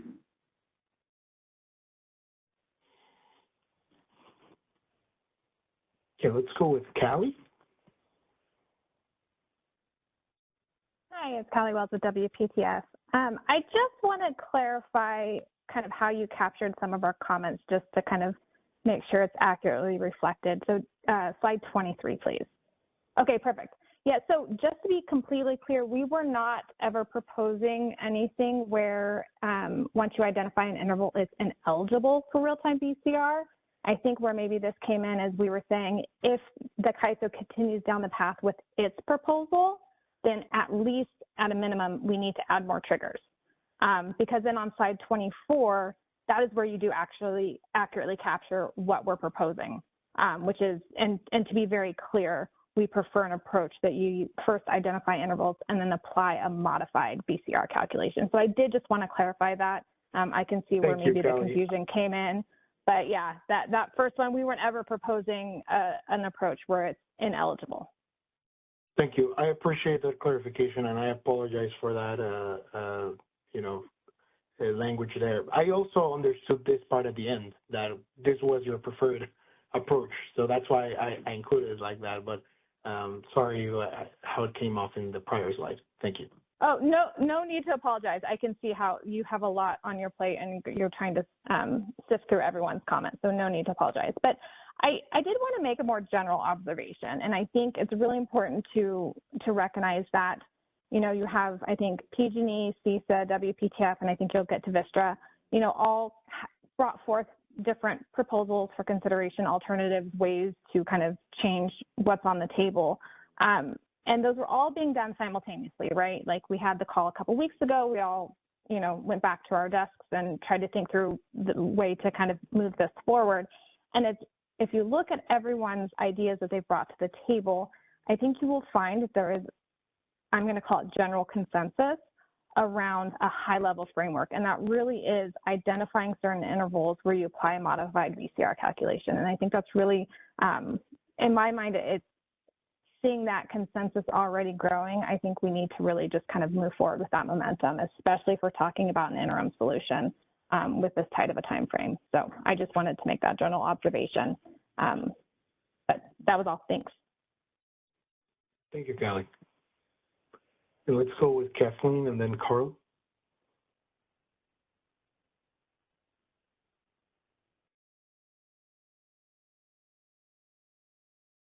Thank you. Sergio, can you hear me? Yes. Okay, great. Kathleen Colbert from Vistra. Thanks so much for the presentation, all the materials, deeply appreciated. And I appreciate the opportunity to walk through this the way that you've laid it out. That's also, I just wanted to give you some acknowledgement for that. I think this is useful. Coming right after Callie, I'm so grateful. I'll just start with, I want to agree with WPTF. I also see a general consensus brewing within at least those that have put forward some suggestions for you to consider. That makes me very optimistic that there is a path forward that's workable on an interim basis. One other thing I'd note that I see is like maybe a general consensus, and be great to hear from others if they don't feel this way. So I'm going to lob it out there and see if it stirs up any interest of response. But I also see a general consensus going towards your longer term track of buy-in on the need to pivot and work on a holistic reform of the uplift for storage, which I think is a huge success of this effort so far. So acknowledgement there, and I want to check my understanding. And if there's stakeholders that don't agree with that, that would be useful to know, because I've been getting the sense that there's a directional consensus that way. On this idea of, okay, so we've got it brewing, we're percolating with a position that seems to be converging. Where do we go from there? I know you're going to get to Vistra, Sergio, but I just did want to lob in that you could also call our component 2 version 1 a variation of CISAs, as you've been calling them. So there is, across all of us, very similar elements as Callie flagged. There's slight variations, but I feel we're very close to getting aligned with you on what kind of an ideal design concept would look like. Do you want to see that? Like, do you want to see CISA, PG&E, Vistra, WPTF come together with you to kind of consolidate these, try to come to a consensus? Or do you think that this has been useful in the way that you have utilized the tool, and then you want to move forward and flip a CAISO proposal? That's one clarity I'd deeply appreciate. I think we definitely, as I mentioned prior, we are very grateful for the input of the stakeholders putting forth their alternative solutions. We see the merits of what CISA has put forth and the other flavors that have stemmed from that. At this point, we think that perhaps the areas to tweak there has to do with how to apply this. We, as I've started, hinting towards, do think that using it across all intervals can be very helpful, and we'll see that in an example on MIO in the upcoming slides. But at this time, if in the next round of comments, you all want to coordinate and put forth something, jointly, that would be excellent, would really help. But we also see this kind of consensus brewing from stakeholders, and we're taking that into account in how we think about the alternatives on the table. Yeah. Thank you. And to help you maybe gloss over the slide where you were going to walk through Vistra's variation, I'll just note that I see it as a combination of what you just, honestly, there's pieces of CISA that's in there. There's pieces of PG&E, Alva and I mind melded apparently. There's pieces for Callie's. So I thought her point about how we actually did this all serially, right? We all kind of, given the timing, put forward something. I see pieces of each of them. So I'm very open to that. I'll reach out, see if they're interested. If not, happy to see you kind of move in that direction. I had 2 very short notes. That was my main comment. My first one is in response to your concerns with the different calculations that you're working through. I just wanted to give you a couple of things to think about. The first is that here's a couple examples of how we already accept the fact that the calculations vary across the day for VCR. One example is the fact that we make certain intervals ineligible based on whether or not a state of charge constraint is binding. So that's a difference between other intervals, technically. Another probably better example for you to think about how you're treating different assets similar, try to think about how you're treating different asset types in a similar way, just so you stay away from any kind of, differentiated, unduly preferential treatment kind of concerns, would be that within VCR, for resources that have ramp rates on file, there are specific rules for when you're ramping from one condition to another. It's called residual imbalance energy, RIE. So no need to unpack that here, but I would ask that you just touch base with your settlement fees. Ask them about some of these other conditions for thermals that they have tackled. There's a significant amount of VCR logic in there that have been designed in order to address concerns that there could be some incentives for gaming that we've designed over, the whole history of the CAISO. So I would encourage you to try to learn from those, go ask them, maybe unpack it a little bit. I think it would be useful for this community to understand My recollection is they're not ineligible and they're using some kind of modified calculation, but I'm interested in hearing a refresher on that because it has been a long time for me. My second piece of feedback is on the EIM. This might be one that you notice in our comments. We did include IFM award or a base schedule. I think there's just a little bit more conversation that needs to be had. So I support the stance that you laid out. You asked for feedback. I'm giving it to you live. I support where you're going with that. To me, a base schedule is more akin to the day ahead market result. So the day ahead market award is akin to the base schedule instead of thinking of the base schedule as a self-schedule. But I understand why folks are asking that question. And it's a good policy question. Is it a self-schedule equivalent or is it a day ahead market result equivalent? And so I think that's something we do need to tackle in the holistic phase because we also have edge cases, right, Sergio, where you can have a day ahead market award that transfers into real time. Some market participants don't rebid. When a market participant doesn't rebid its day ahead market award, that is treated as a protected energy award. Like a self-schedule to some extent. And I'm not clear how this rule applies to those. I'm okay leaving that in the parking lot for the long term because it is an edge case. I think most folks rebid. But that's something, that's why I do support you. We should tackle that. But in part of tackling that, we also have to talk about the instances where there's not a rebid in real time and it's technically a self-schedule. I hope those are helpful. Thank you. Very helpful. Thank you, Kathleen. Thank you. And we'll try then to go a bit quicker on the Vistra couple of slides I'll have. So let's go with Carl and then Don. Yeah, thank you, Carl Spelbeck, Energy Division. Yeah, I've been really confused by some of these alternative proposals because in the first stakeholder meeting, CAISO stated that the aim was to work with stakeholders to identify the cases where BCR should be paid. But wouldn't some of these alternative proposals address not where BCR is warranted or unwarranted, but rather just slightly reduce BCR payments?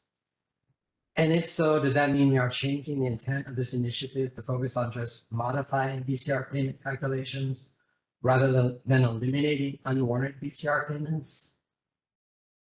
And if that's the case, then when are we going to address unwarranted BCR payments? Yes, thank you, Carl. Excellent questions. So you are right that we identified these two concerns. The first one is basically related, to when should there be BCR or not. The second one has to do with strategic bidding that could inflate that BCR. So as of now, I think what we're included in our initial background slides, in slide 13, we're focusing the current time of track 1 to develop a solution that addresses the strategic bidding concerns. And that will be, we'll have it for the board meeting in November. And a more robust review of storage VCR provisions that will include those discussions as to when is VCR, when should VCR be paid or not under different circumstances will follow implementation of this interim solution. So the goal would be to do that part of a more robust review following this timeline. Essentially after October, we'll get to those conversations. This is because in explaining all of these issues to stakeholders, we've basically given a bit of a very clear explanation as to how they could bid to use, the current VCR construct in a way that would affect the market financially. So because of that, we really want to close this concern as quickly as possible, and we are actively monitoring how VCR is being paid out today, so that any concerning result can be flagged and studied further. But moving forward, after we close this gap, we'll have a deeper conversation on those instances. Is this helpful, Carl? Yeah, I guess I have an associated question. Can thermal resources use a modified BCR payment calculation, like I guess similar to what's being proposed in the sense of, because my understanding was there's kind of a set calculation for BCR for thermal resources, and they either get it or they don't get it. There's no like, okay, we're going to give part of it or something. Is that true? And if that's true, how could it be equitable to provide storage some kind of modified? Well, so two pieces there. I think the first one is kind of what Kathleen was alluding to in her last comment, which was, there are different instances or different conditions or specific types of different resources that already have evolved into having alternative or different BCR provisions that either build on what already exists generally in BCR or affected in different circumstances. So, for example, for storage, we already have in the tariff that if a storage asset uses the end of hour state of charge parameter, then the 2 hours prior to that operating hour are ineligible for VCR. So, there are conditions within the tariff or situations where there is a modification of how VCR is done in a business as usual. That's one part. The second part is that part of the challenge that we're facing here is precisely due to the fact that storage is fundamentally different than generation assets, than conventional generation assets. And those fundamental differences, in particular, the fact that they need state of charge to meet schedules on awards, and that they only get state of charge from the market itself, their fuel is electricity, those were not fully reflected when the VCR provisions were extended to storage.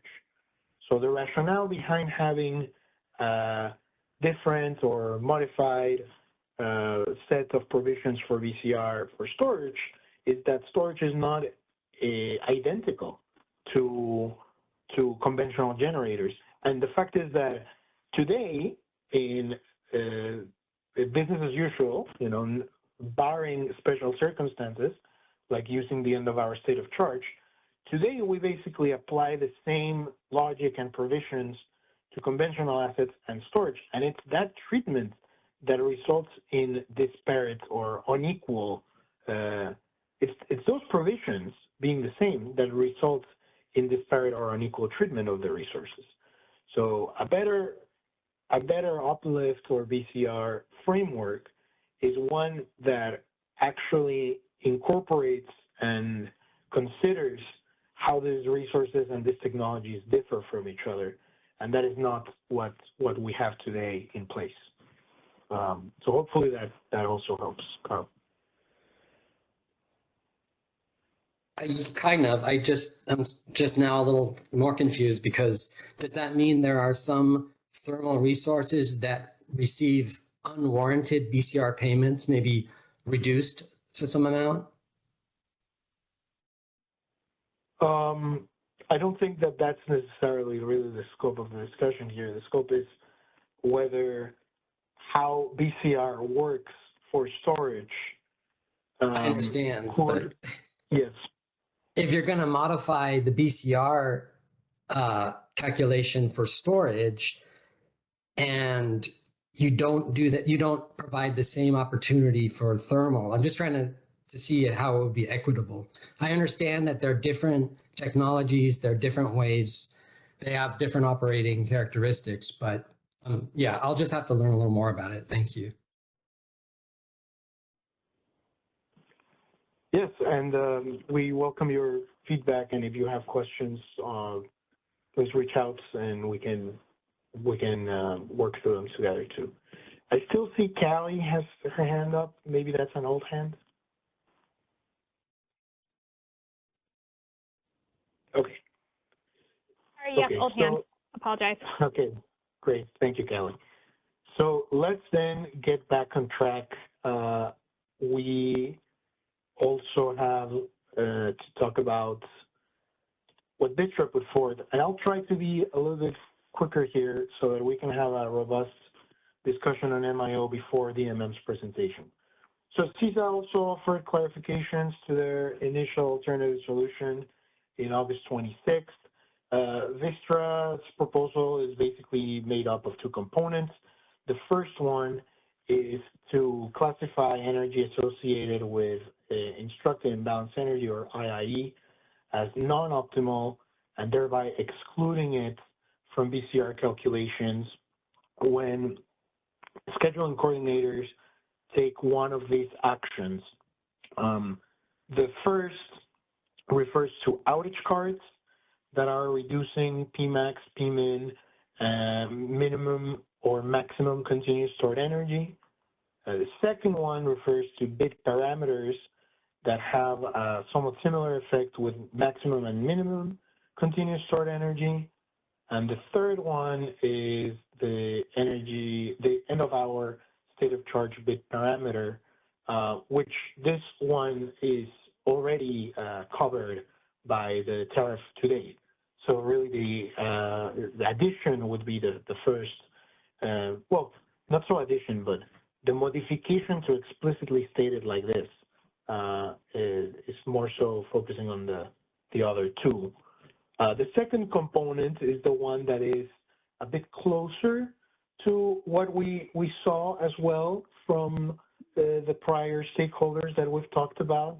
Basically that if a storage resource has a state of charge at the start of the binding interval that is equal to its minimum or maximum SOC value, then a modified bit cost recovery formula should be used.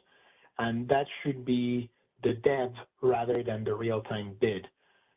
In their proposal, Vistra does not include optionality of like use the maximum or minimum of the DEV, the LMP, etc. They're focused on the DEV here, but they've noted, you know, that it could be that if an other parameter is used that is not included, it should also be considered ineligible for VCR.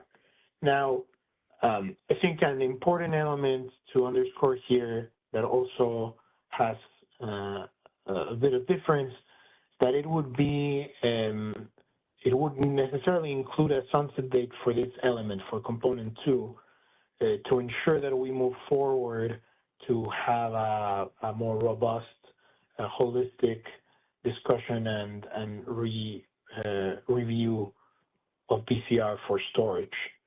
They also offered some modifications for component 2 that are listed here to basically narrow down a bit when this new settlement rule would apply. So it would only apply if the resource is a limited energy storage resource, which is what we're referred to the majority of batteries that composes the majority of NGRs out there.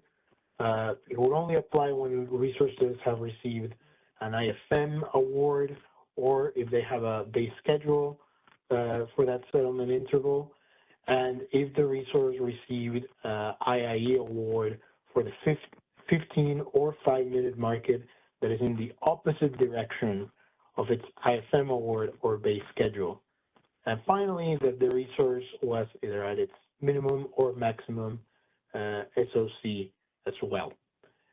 This would essentially mean that we'll have this alternative calculation for BCR that is solely looking at the real-time depth. So I see one hand from Callie. let's try to be a little bit fast here, and then we can move on to MIO. Yeah. Okay, yes, I will make this real quick. So back a couple slides when I think Visser had some outage card questions. So just to understand today, if the storage submits an outage card, that does not go in as ineligible energy for BCR? So I would say that it's different in all, well, it's not the same across all of these categories. In this time, just trying really to look at time, we can probably provide more clarity as well in our future versions of the paper too, since this is really could be a bit of a rabbit hole right now, and I want to respect the time of the MM to make sure they have a 10%. Would that work, Kelly? Yeah, that makes sense. And I think having extra information in the next iteration would be useful, because if there's kind of some low-hanging fruit things that we can do that makes sense to do it, you know, I think it's worth exploring for sure. Thank you. Yes, we'll definitely do that.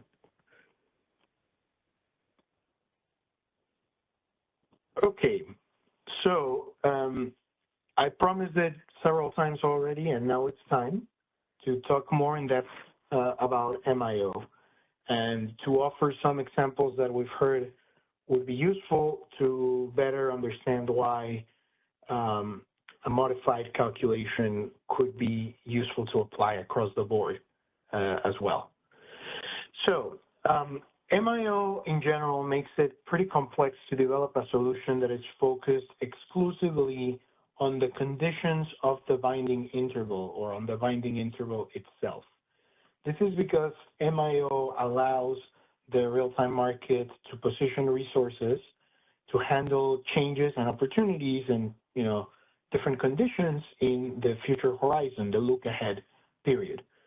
For storage resources, this might mean that the MIO charges or discharges a storage asset due to projected conditions in the future. And thus, it links the solution over different intervals to ensure that the asset's limited SOC is utilized when it's most valuable. So this means that MIO may charge or discharge a storage resource to prepare for a future energy award, to avoid hitting maximum SOC constraint, to adjust for future economic conditions stemming from supply in the advisory intervals, or to adjust for those conditions that stem from the load forecast of the net interchange forecast in those advisory intervals as well.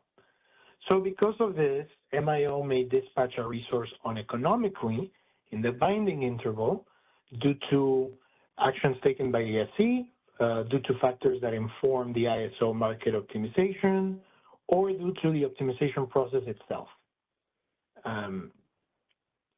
In the revised STRO proposal, we included an example of how MIO works using a self-schedule for that example. We use that self-schedule to show the dynamic between the binding and advisory intervals. That would fall under the category of an action that an SE took. But we want to make very clear, following some feedback from stakeholders, that that is not the only scenario under which MIO might yield on economic dispatch in the binding interval. There are many conditions where this could occur that are further explored in the materials linked here, and some of them have to do with SE action, some of them have to do with the market optimization and its inputs, and some of them have to do with, you know, how all that works in conjunction with the bits and the fact that storage has limited SOC and it's very responsive.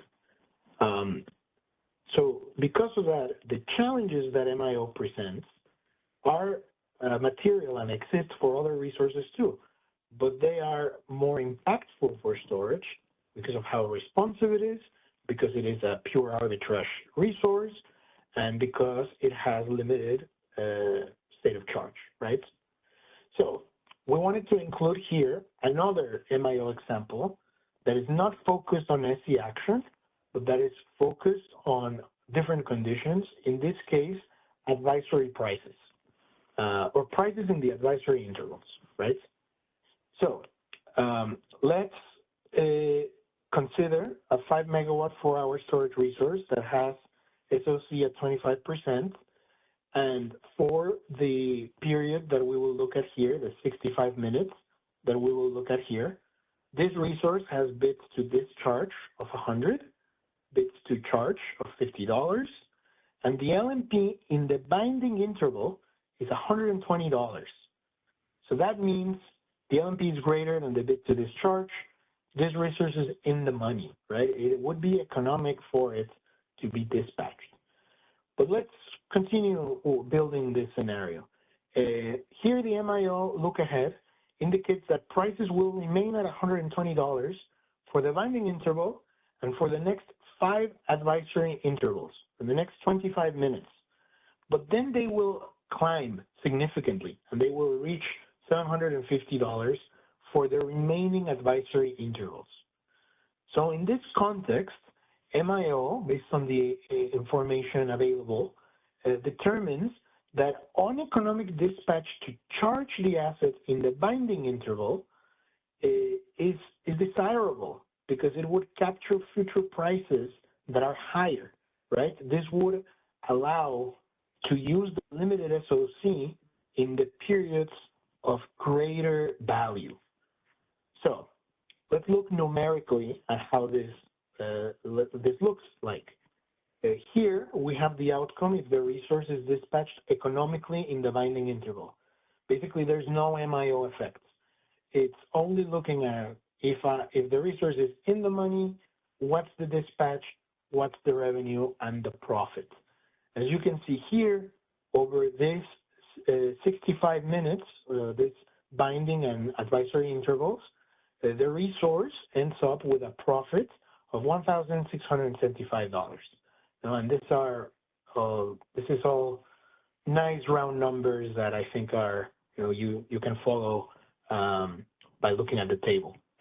Now, when MIO looks at the fact that let me correct, not the fact. When MIO looks at the forecasted prices and conditions in those advisory intervals and recognizes that there's $750 LMPs later on, that's the forecast, it would want to capture that condition in the 12th interval, right, in the last advisory interval. Here, in this case, as you can see, the dispatch is 0 in that 12th interval.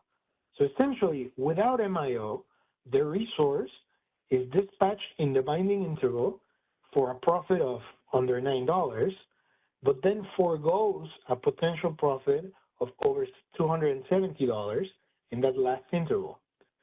So this is what MIO is trying to do. It's trying to dispatch the resource uneconomically in the binding interval so that you would get that profit in the last advisory interval when the prices are higher. So here you can see that the effect of MIO is to raise, it results in a little under $300 more of profit. So basically, MIO may dispatch a resource uneconomically in the binding interval because it assesses at that time that the upcoming revenue outweighs the loss in that binding interval, right? So can result in uneconomic dispatch because of this understanding of the forecasted conditions later on. Now, this might not materialize, right? It might be the case that those $750 that many resources basically were dispatched uneconomically in the binding interval, and that results in prices later in the advisory intervals to be lower than $750. And that is the case here. The potential outcome, if the resource is dispatched uneconomically in the binding interval because of MIO, but then future prices differ from those forecasted in MIO. So here what we're looking at is there was an uneconomic dispatch in the binding interval. That's why profit is negative $8.3. Then the resource is able to capture all of the discharge later on, but by the advisory interval 9, 10, 11, 12, the prices are now lower. So this resource actually ended up, with a profit that was lower than if there was the forecasted conditions actually materialized. So what we're trying to underscore here is two parts. First, that MIO and the challenges that we underscored about MIO in the paper and here are not only resultant from SC action. They could also be resultant from other conditions. And that is explicitly stated in the paper, that it could be resultant from the inputs that go into the optimization or the optimization process itself. In this case, by the advisory intervals and the prices forecasted for those. That's one part. The second part is that a resource might hit the state of charge constraint in the binding interval or in the advisory intervals based on conditions that look at those advisory intervals. Essentially, what is done in the binding interval is not just determined by intervals that already happened, nor is it just determined by the bid and LMP of that binding interval. It is determined by all of these other subsequent advisory intervals as well. So in this context, a solution that is looking solely at a subset of intervals makes it so that it does not recognize that every binding interval as time goes by is subject to this intertemporal SOC conditions.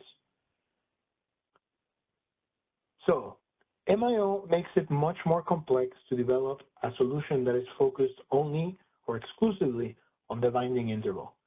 All of the potential solutions that we've described before commence with one assumption, and that is that we'll be able to identify when a binding interval has a state of charge constraint that is binding, and that then we can reclassify energy or modify the calculation for that interval. Now, the problem is that state of charge constraints might not be binding in the binding interval because of MIO. That might make it so that these resources could be close to their limits, but not at their limits for several market runs because of the expectation of future interval conditions. And it might also make it so that the MIO finds it optimal to conserve SOC with an economic dispatch so that the asset is used later. And that could be, either in the getting the resource too close to 0 or too close to 100, but not at those levels. So this materially makes it more complex to be able to flag those intervals, right? Now, this affects both the proposed solution and the solutions put forth by stakeholders. In the case of the proposed solution, we might have, a situation where the state of charge limit is not hit in the binding interval, and it's not hit in subsequent intervals because of MIO. So this might result, in repeated preservation of some SOC in binding and subsequent intervals that can be repeated over many runs so that the solution cannot kick in and be applied, and then BCR continues to be racked up. But also for the other alternatives, which rely on identifying intervals with binding SOC constraints, those solutions might also run into the issue that this is seldom the case because of MIO. It is likely that MIO will materially make it so that in many intervals, we don't reach those trigger conditions. And that would make it so that the CISA solution, for example, in different flavors, would be, materially less effective at resolving concern too, because of these issues. So, given the effects of MIO, applying changes to the BCR calculations in only a subset of intervals could introduce complexity and from our perspective, some netting challenges as well. This situation would materially affect the feasibility of applying a solution that focuses just on the binding interval and whether it has a state of charge constraint.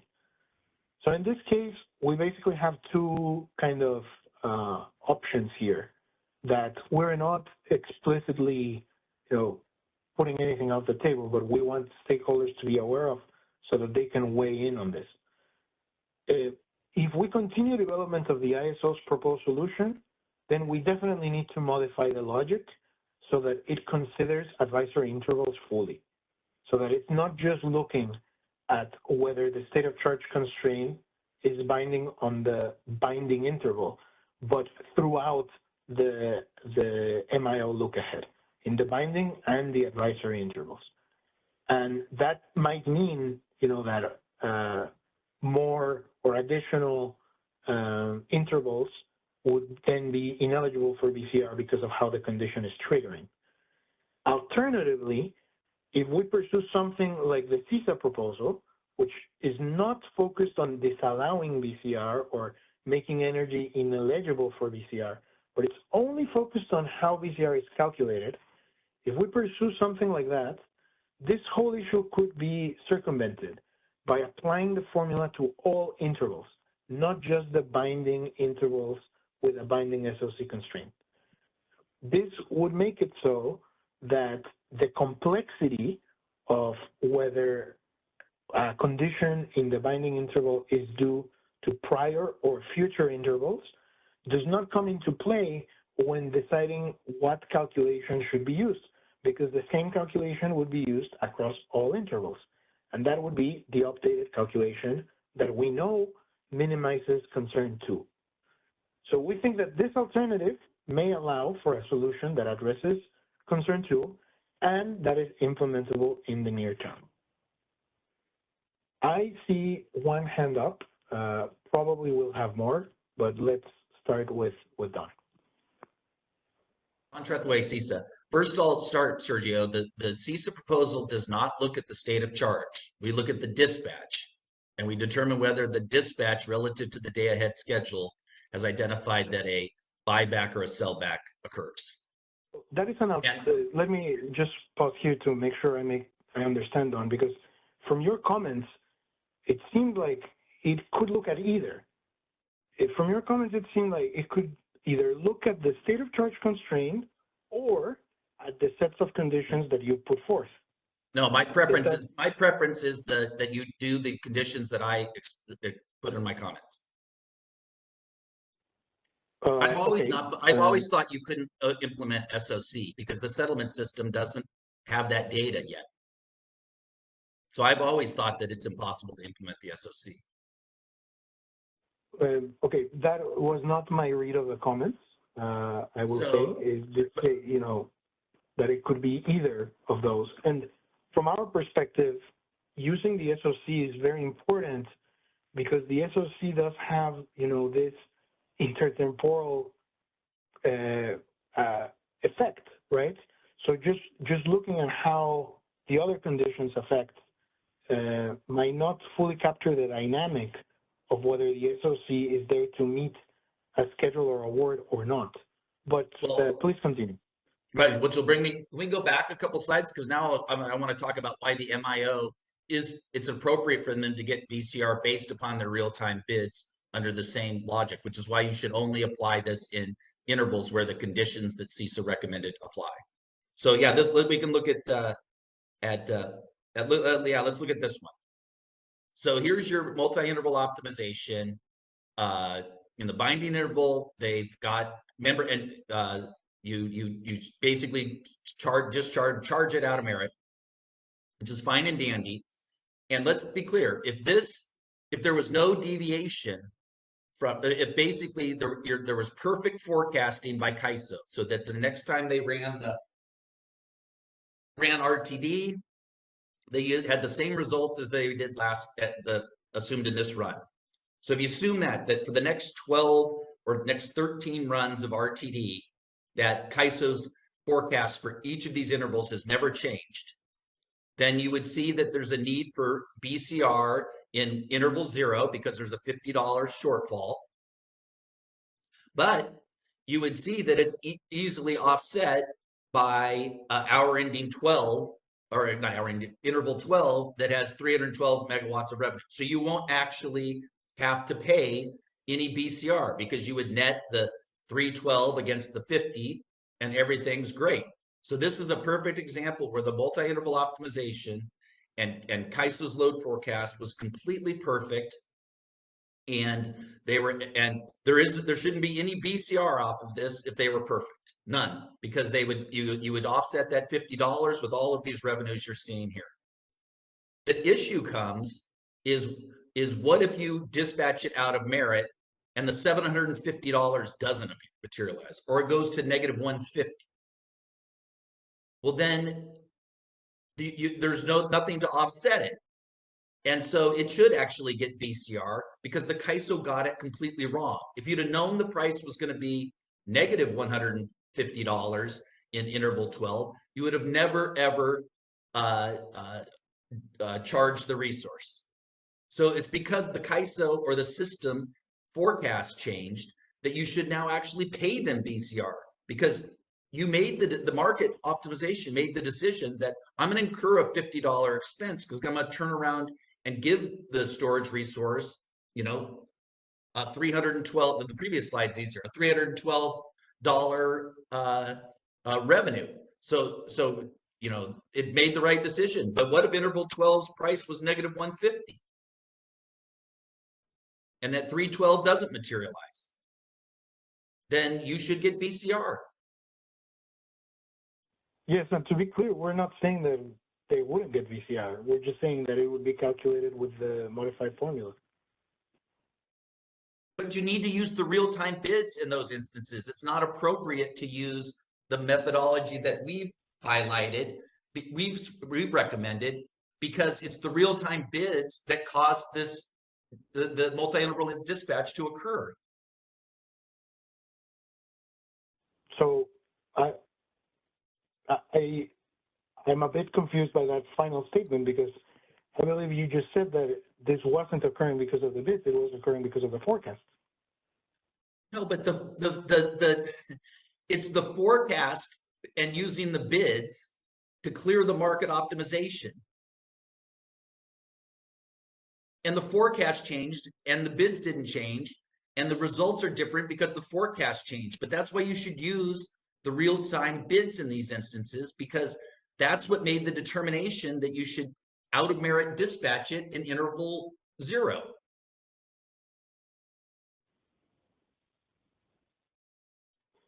I would say that in this case, well, this scenario doesn't include the DEV and the LMP, like to compare how applying it to, how applying that updated formula would potentially change that BCR. And we can, you know, try to incorporate that to these examples going forward. But as a general rule, I believe that part of your concern is, part of what you're trying to make sure happens is that in instances where MIO differences are related to the CAISO's inputs or optimization process, that there should be BCR. And I don't think that that would change with an updated formula, with the modified formula. The calculation, the total might change, but whether the VCR is warranted or not, that's not part of what we're trying to discuss here. You know, we accept that might be, you know, necessary. Well, Sergio, do you agree with me that if all 12 of all from interval 0 to interval 12 were actually the binding intervals, that there would be no BCR payment to this resource? I'm not sure I follow that circumstance. There can't be any BCR to this resource because you would net across interval 0 through 12 and they would be positive. There's no BCR Oh, payment. yeah, I understand. Yes. So that we're not, I don't know what we're trying to, there's no BCR payment is my point. And so, but I'm trying to use this example to show that if you did incur a negative $50 in interval 0, and then things changed in interval 12 to where it didn't materialize at $150 LMP, it was 0. If it was at 0, you would have no revenue, and you should get $50 in BCR there if those were the only two, intervals that were sort of the resource was dispatched at, because it incurred a $50 cost. I understand that, And you Don. thought that the What I'm market saying is, optimization thought was going to be $62, and it ended up being 0. I understand that, Don. What I'm saying would not eliminate the VCR in that condition. It would just not just use the bid. It's It should exactly use the bids. your proposal. It should use the bid, Sergio, because that's what led to this optimization result.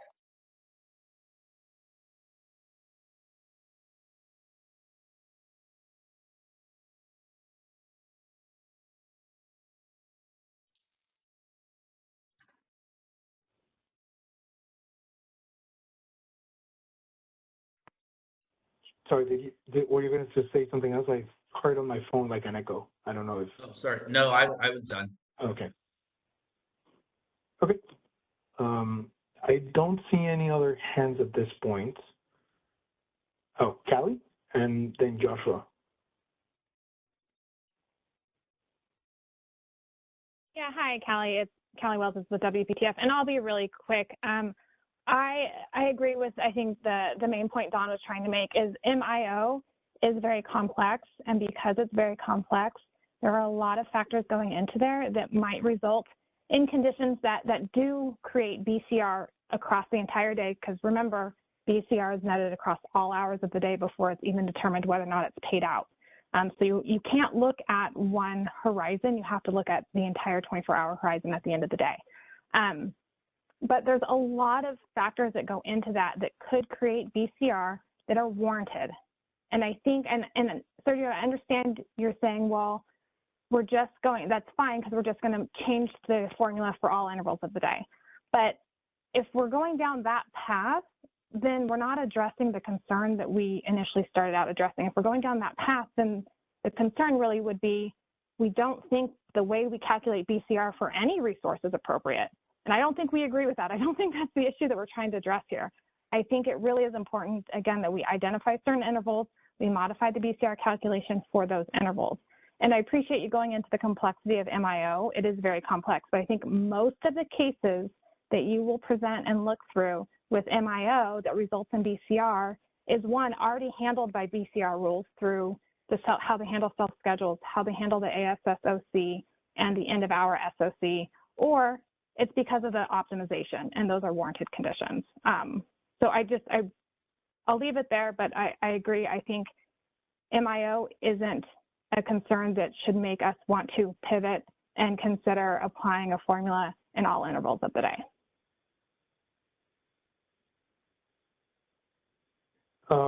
Yeah, I would just say that at this point, we're already just solving a subset of the issue we set out to solve, right? Like we're already focusing on one part of the issue that we set out to solve. And that, in great part is because we understand the feedback and the perspective of the stakeholder community too, of taking more time to better understand these matters. And we also want to close out the gap that basically allows bids to unduly inflate BCR payments. So that is an important part of this conversation that we should not, obviate, that we're already focused on one part because we'll have a broader discussion overall. Second, too, I would say that, the different application of the formula here does not necessarily, I think through this conversation that has been equated to basically eliminating BCR, and that is not the case. It would just be the case that the magnitude of it is controlled or determined not just by the bid. And if we allow for the bid to have that impact in other intervals, we are not fully addressing concern 2. So if we're already trying to close out just concern 2, this is an impactful way of having the proposal to do so. But we appreciate the comment, Callie, too, as well. So let's do Joshua and then Alva.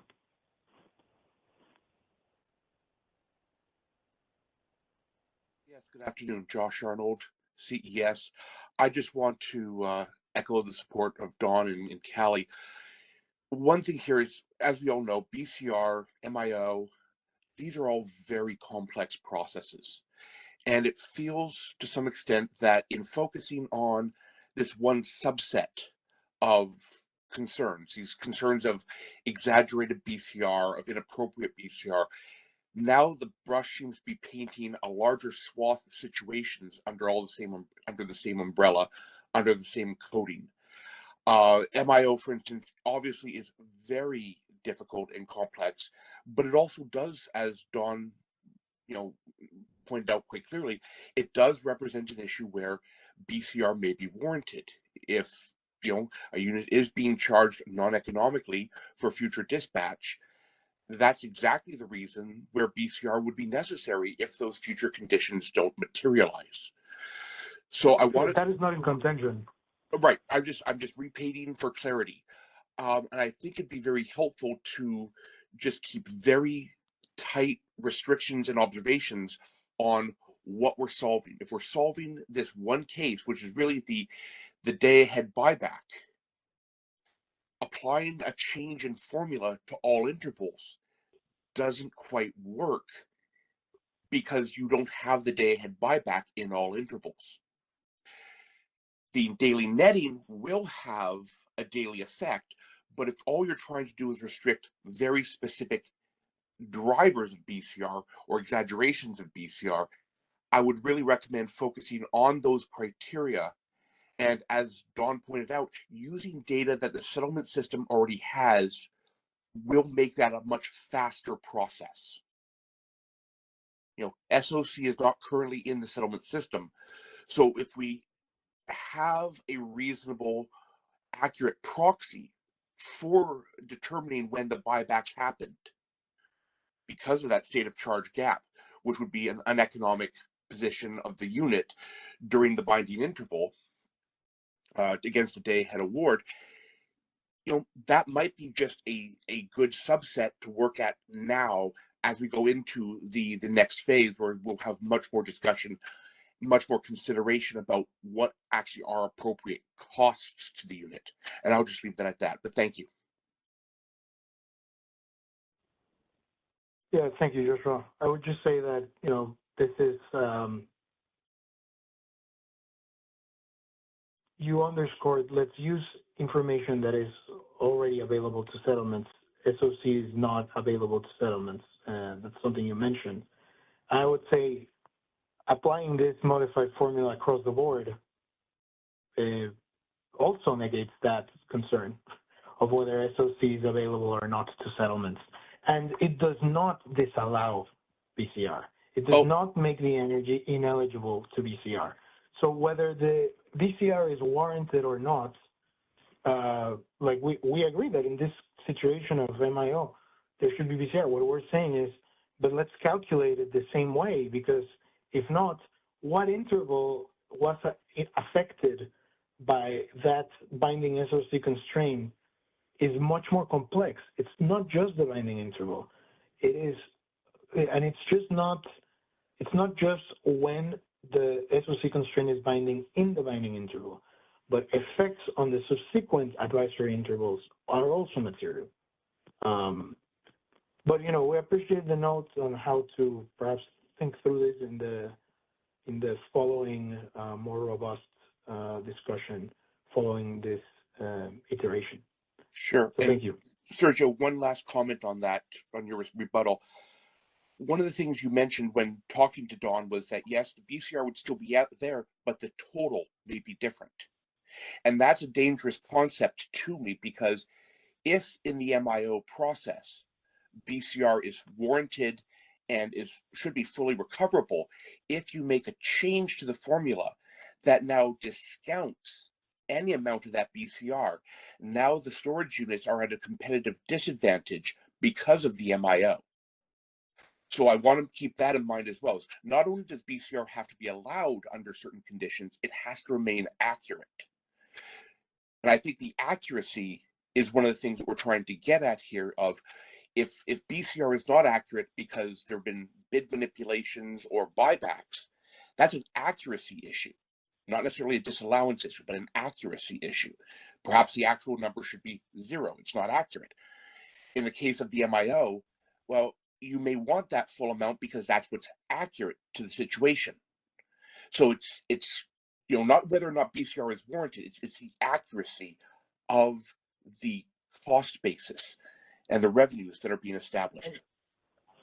I would say accuracy is important, but it's also important to make sure that we solve the concern of strategic bidding and its financial impacts on everyone participating in these markets, and not satisfying that with a solution, having a solution that does not fully address concern 2 in the near term is not part of our near-term goals.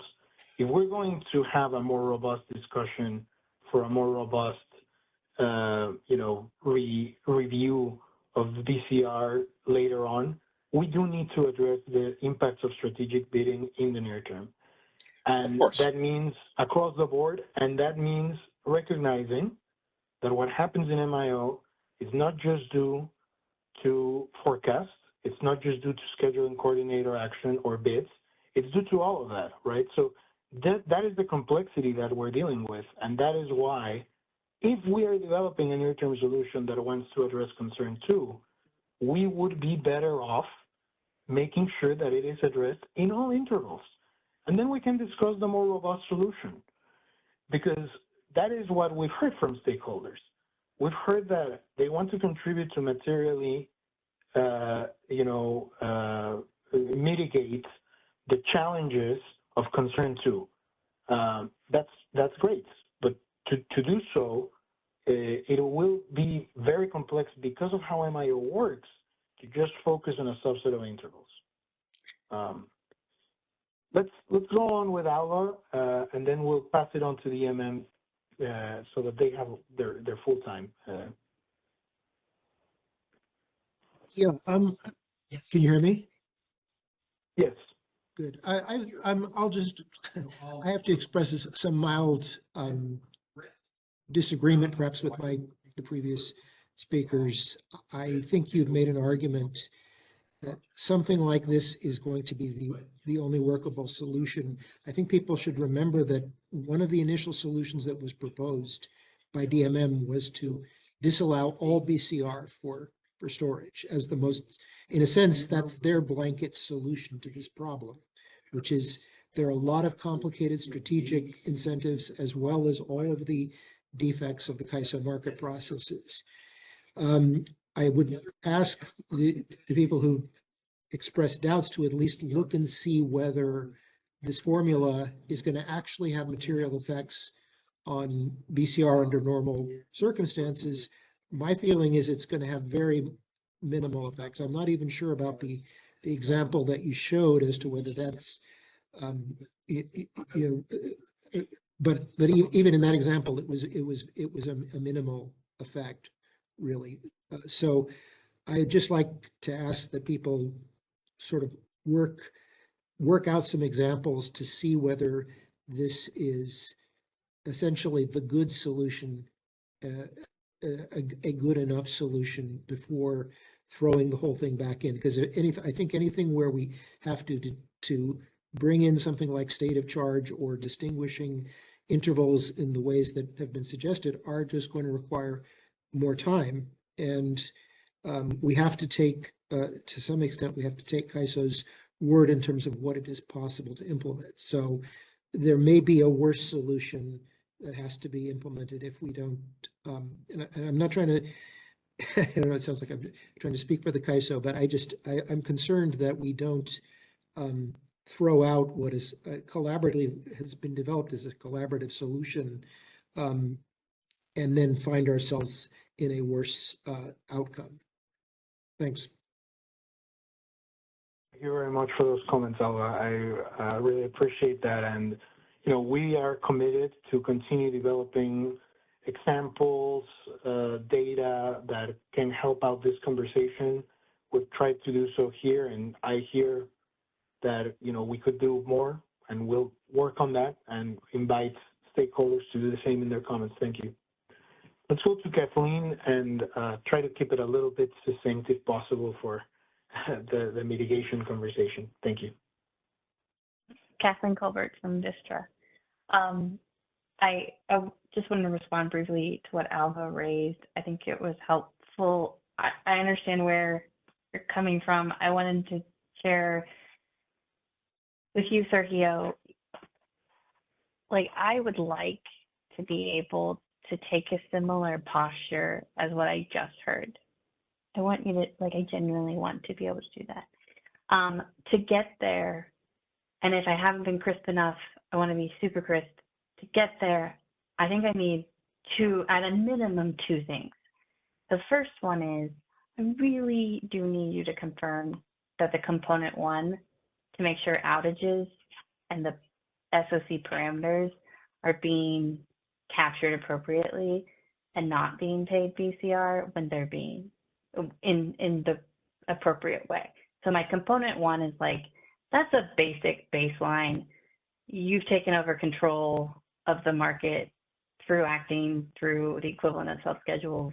That should be ineligible. Like I really do want to see you be clear that you're doing that implementation fix here. Because none of us want there to be gaps in the market design or rules that incentivize unwarranted BCR. So I hope you hear that we're aligned on the problem. We really do need those low-hanging fruits to be resolved. The second thing I need on this more complicated issue of, okay, what about the intervals that you didn't take over? You didn't have an outage that limited SOC. You didn't use parameters that make your SOC less available. What happens then? That's how I see the second category. And in this instance, if you can give it a sunset date so that we have line of sight to when it's going to be replaced and commit firmly that you are going to replace this interim solution in a way that we feel confident that you have made that commitment, it will in fact be replaced. There will be a replacement rate filed in some kind of timeline. And if that's an Elliott commitment, maybe it doesn't need to be a sunset date in the tariff, but I need something that is that intense of a commitment to have confidence. And if you guys can help provide that level of commitment, either a sunset date in the filing or like a very formal leadership commitment at the most senior level, then I can work towards being where Alva is. That's what I need from you to get there. And I wanted to make that ask, I'm here to work with you, but I do need like a very public, firm commitment. Thank you, Kathleen. Thank you for those comments. We'll, take that to heart and work through it.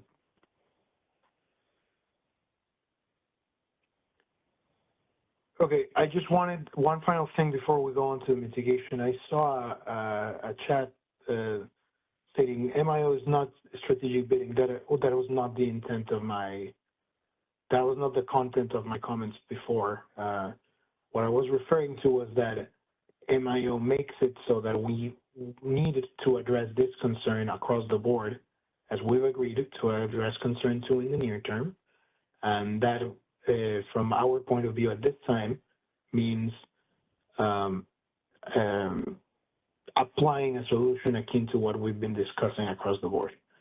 So I never meant to state that MIO is strategic bidding in any regard. Okay, moving forward to mitigation. This is basically background that we've already covered as to how stakeholders have noted that understanding the impact of mitigation is important, and that if it is material, then the MSC recommended us to consider an exception or a form of BCR calculation that could make resources whole in this case. So in this context, I'll pass it on to Adam and Roger from DMM that have prepared materials on their perspective on the impact of mitigation. And we greatly thank your work on this and your ability to be here in the call today. Sorry, it's a bit later than I told you, but you can take it away now. Thank you.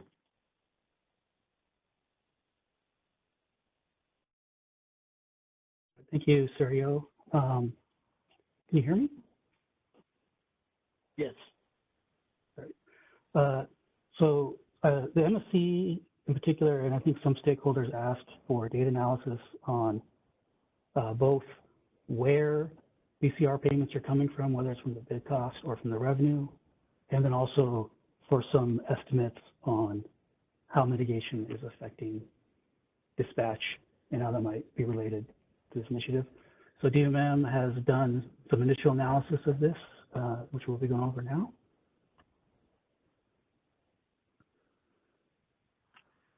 So kind of high level, what the data shows is, this is just for the first half of 2024, that for real-time BCR that was induced by state of charge constraints causing either buyback or sellback of day-ahead schedules, they've been primarily driven by negative revenues, not the bid costs. So, you know, in any sort of, you know, the policy the guys had came up with to sort of disallow, as if it was an outage, BCR intervals that were caused that they would address obviously both of these issues and kind of address the underlying efficiency concern and reliability concern that started this whole initiative. On the mitigation side, we looked at critical days, which we defined as days of restricted maintenance operation or higher levels of scrutiny, like an EAA. And we looked at them to see how much impact the mitigation have on batteries dispatched prior to the net peak load hours. And then we also ran a counterfactual estimate if the bids were to change, as we would expect them to under this initiative, to be higher. Sort of found that in the hours prior to the routing intervals, there are some days where there is mitigation induced incremental dispatches, but that they are not significant. Well, not extremely large. Some days they're larger than others. We can see that in the data. So moving on, I'm just going to go ahead and try to get through this as quickly as possible. So I'll do this slide and then I'll stop for questions. This chart shows the breakout of the BCR components into, you know, revenue, bid cost, and other, for instances when the state of charge was causing a buyback or a sellback. And I don't know, listening to this call today, I think there's been, I don't know if it's I'm not sure when people say state of charge, if they mean the shadow value on the state of charge constraint or the level of state of charge. I suspect most of it was the shadow value on the constraint. We did not use the shadow value on the constraint to determine which instances are being caused by insufficient state of charge. We just looked at what is the state of charge that's available at the beginning of the interval, and is that sufficient to meet the day-ahead schedule? I believe for the remainder of the hour. And that's how you identified it. And I don't think that comes in with a lot of the problems that the shadow value has when you're looking at multi-interval optimization and all that. So that's one thing to be clear on. So we're not using the shadow price. I don't even know if we had access to the shadow price, but we are using just to look at what are the megawatt hours of state of charge and how many megawatt hours do you need for your day-ahead schedule. And when you look at this, you can see you know, sometimes bid cost causes BCR to increase, and sometimes it reduces it, depending on the month on average. If you look at the disaggregated level, it can change and vary among resources. But overall, on net, most of this is coming from the real-time revenue being negative.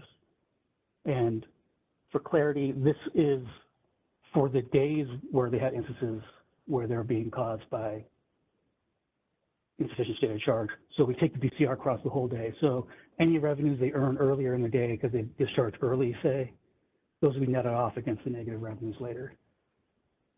So that's kind of the big finding. And this chart is that it is being driven by the buybacks, which was sort of the initial concern that kind of kicked off this whole initiative. I guess I'll open up for questions real quick.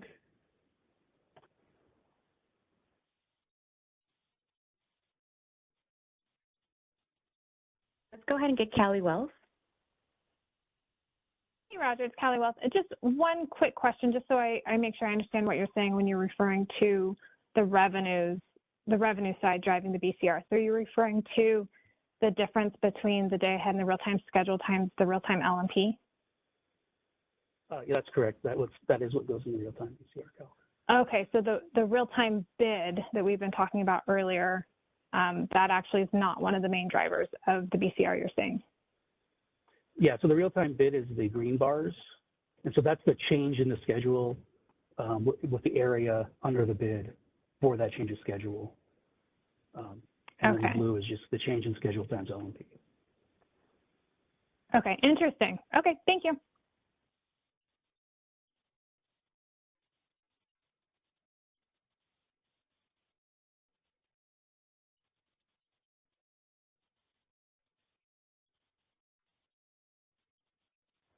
Do we have any other questions or? Oh, we just have one hand up from Michael. Yeah, this is Michael Volpe from PG&E. So I just want to make sure that I'm understanding this correctly, that the loss of revenue, none of these loss of revenues could be exacerbated by a resource's bid cost. Is that what I'm understanding? Yes, the blue bar is just the LMP times the megawatt change. So the part that can be affected by people changing bids is the green bars. Understood. So none of the blue bars represent something where a resource changed their bid to negative 150 and thus impacted the BCR, correct? That's correct. Great, thank you.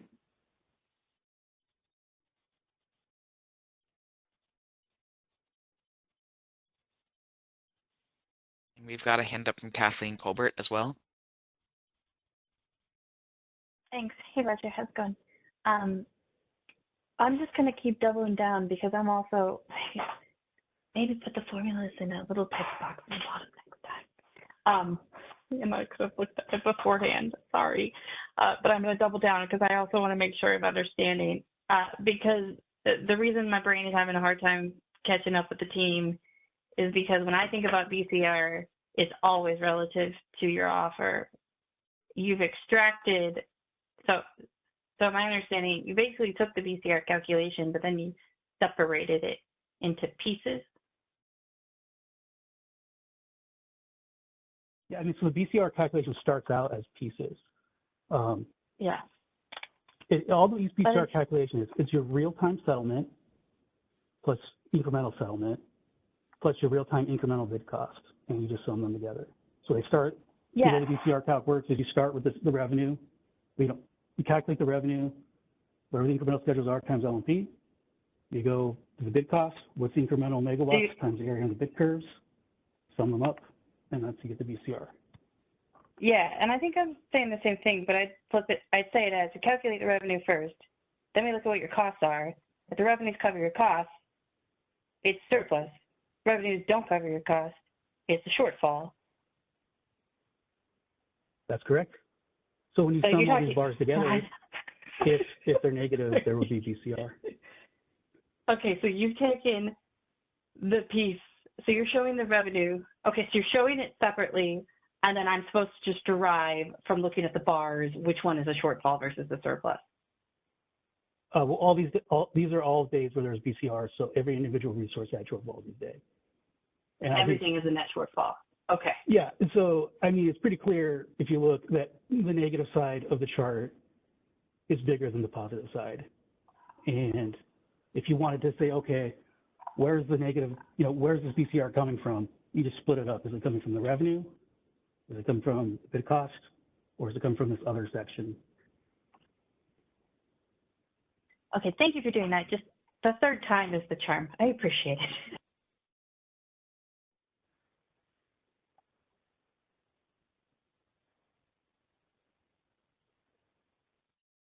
Are there any other questions? You're good. Thank you.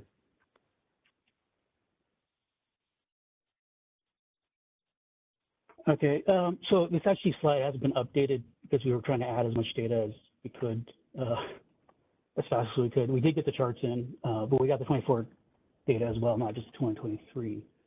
So what we wanted to do is look at how does market power mitigation affect battery dispatch, both a historical analysis, what was the estimated effect that it did have given the actual bids, and then a counterfactual, we take that same set of resources and say, hey, if we apply these new BSAR rules, and then we also did not update the storage debs, which I still think you should do, how much potential effect would this mitigation have on creating dispatches before the net load peak?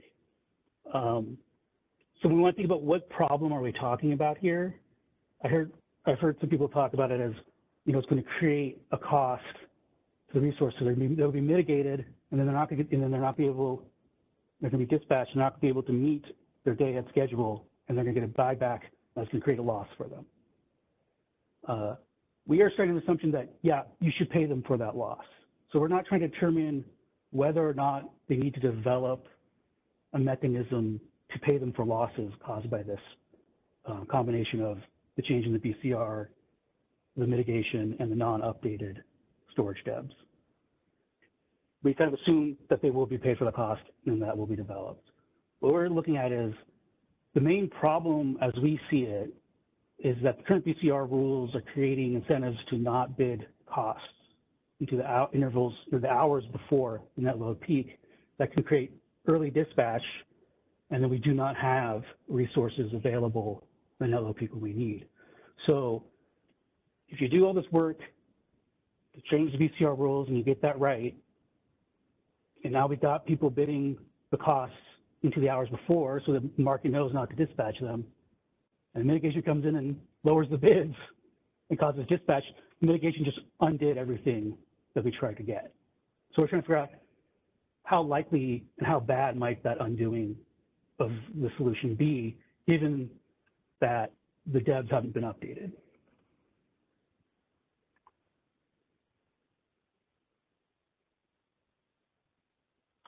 I'll try to be quick on the background of market power mitigation for interest of time. But basically, there's a trigger if you have net marginal congestion from what are deemed non-competitive constraints, then you're subject to potential bid mitigation. When you're subject to mitigation, bids are capped at the maximum of the default energy bid and the competitive locational marginal price. And this competitive locational marginal price is really just the LMP minus that non-competitive congestion.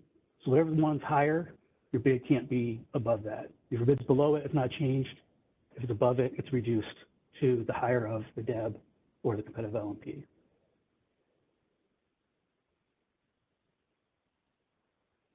So the DEBs, there's a storage DEB for batteries and includes what we'll call the projected intraday opportunity cost. I think one of the problems we have with this is we don't think it's a very good projection, intraday opportunity cost, and that's why it needs to be updated. But for now, the way it's calculated for a 4-hour battery would be they take the fourth highest LMP from the day-ahead market. They add in some other costs, like variable O&M and charging cost component, and then there's a 10% adder. There's actually another option that batteries take, which is the cost-based DEB, that's the name for it. And currently that's about 39 cents per megawatt hour. And as of last month, about 1,200 megawatts are using that. So that's actually significantly lower than the average storage deb.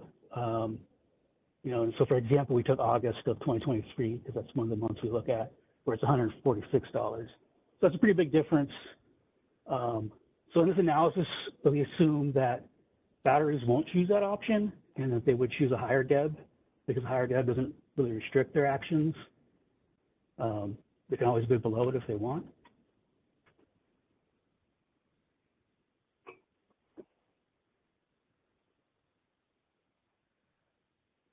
So before I get to the chart, are there any questions about those slides?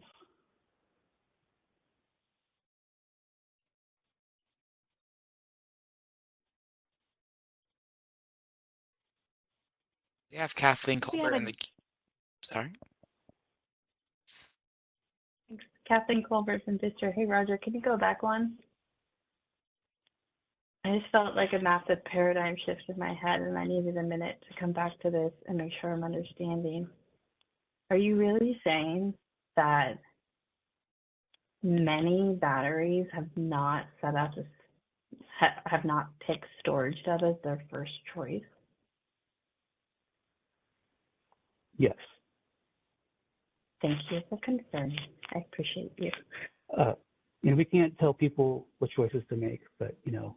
Understood. I just if you ever want to check, hear that one more check what time. your resources are doing. No, I know what my resources. I got me. I wanted to come back to this just one more time because that is mind blowing to me. And if there's anyone on the call who does not know what your assets are doing, I just wanted to give it one more chance. So thank you to emphasize that. The other thing that's like super critical is when you set up the storage deb, you also can negotiate variable operations and maintenance. Are very specific to storage. So it's two-pronged step, selecting it, plus going through the LOM negotiation. But public service announcement. Thanks, bye. Yeah, and I guess, I mean, for clarity on the storage deb, you know, we have questions of just taking the fourth highest data LMP and whether that really represents intraday opportunity cost, and especially the fact that we believe that opportunity cost changes over time throughout the day. So sometimes it's going to be too low and sometimes it'll be too high, but the ISO just has one for the entire day. So we've been arguing for that to be changed, updated to an hourly calculation.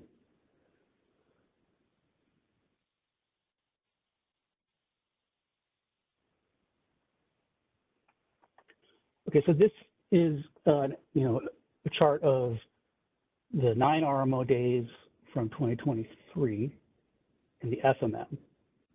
And so what we're doing is we're looking at all the storage bids subject to mitigation in Cal ISO. We did not include WIM in this because we're doing the counterfactual later. We don't have day-ahead prices because we had to create storage debs for the resources that we're using the cost-based deb. And it breaks it out into 3 categories. First is that they're subject to mitigation, but their bids aren't changed. That basically means they were bidding below the maximum of their deb and the competitive LMP.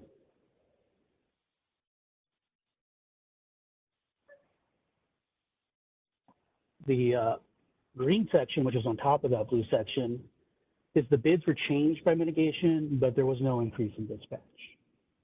And then the red bar on top is the increase in dispatch because they were subject to mitigation, their bids were changed, and that caused them to increment versus if their bid had not been changed. And so I think kind of the takeaway from this is the actual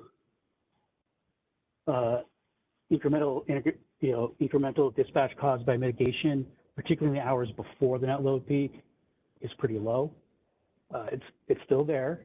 So any resources that, you know, were incremented and then were no longer through their day-ahead schedule, you know, they would bear a cost and that cost should be paid. But in terms of unwinding the policy, this doesn't show that. The problem with using this is that when we have the policy, we expect the bids to change. So we'll go over that in the next section. But I will just go through, we got four charts. So this is the 2023 days for FMM.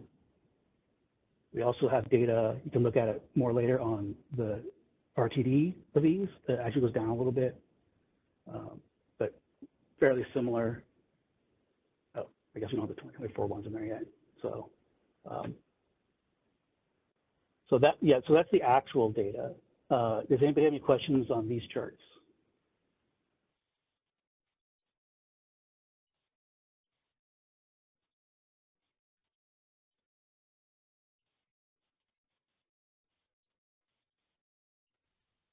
Okay, moving on. Roger, I think I raised my hand, but I was also not remuted. Can I ask a quick question? Kathleen Colbert from Vistra. It's actually just a follow-up question. So what would be really also useful to see is not just mitigation's impact on the dispatch, but if you could look at mitigation's impact on the ability to charge, that would be a useful statistic. I've heard that seems to be where the mitigation is really causing the choke point, because it's moving your willingness to pay down lower. And so that's causing some issues. So if you could look at that, that would be great. And maybe have a follow-up.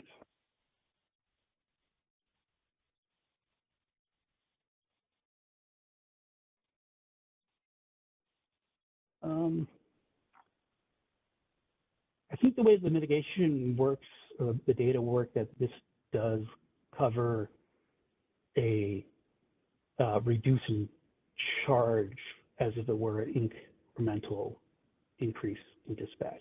So I think we have that covered already in the data. But I can follow up to make sure that's the case.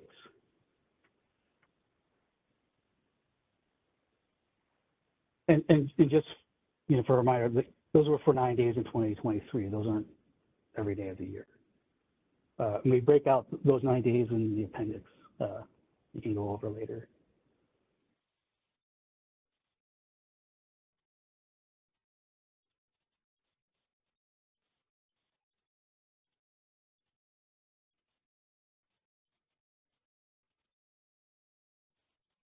We do have Joshua Arnold's hand up in the queue as well.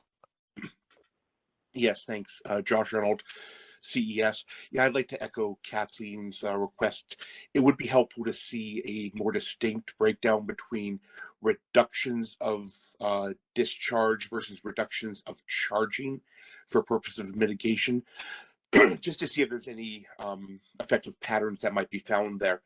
And I'm also concerned that only using 9 days is a fairly small sample size. I know you guys have ways of identifying the high mitigation days, but I know that there may be some units, for instance, especially in high congestion areas or load pockets, where market power could be more easily determined, that the inability to charge in the middle of the day might be much more impactful for those resources. So a little, some additional clarity would be very welcome. Thank you. Yeah, and the reason we chose the 9 days is because, one of the higher level concerns, there's like the efficiency concern that the BCR rules are creating, but then there's also this reliability concern that, when we need that energy, the market already used it and now it's gone. So we were kind of looking at the days where the reliability issue was higher. So that's why it's subset to those days. And again, this is all just the initial analysis that we've done the last week or so. Of course, and that's well understood. I think, though, with that explanation, it becomes, I think, perhaps even more important to look at the lack of charging or the reduction of charging, because we're looking at days where there are reliability concerns, not being able to charge the battery because of a mitigated, lowered bid price on your charging bid seems a bit more significant, because that does prevent the unit from being able to respond later when it was expected. Yeah, I guess the way I think about it, whether I don't charge for the megawatt or the market discharges that megawatt, the megawatt hour, that it's still 1 megawatt hour that's not available in the future. So I understand that there's a difference from way people look at it, but in terms of the available state of charge going forward, it seems like pretty equivalent effects. Well, I would agree on the fundamental aspect, but I push back slightly in that the mechanics, to me at least, are subtly different, because in one instance where you're discharging the unit at a lower price, what you're saying is you've got market power on the value of the supply.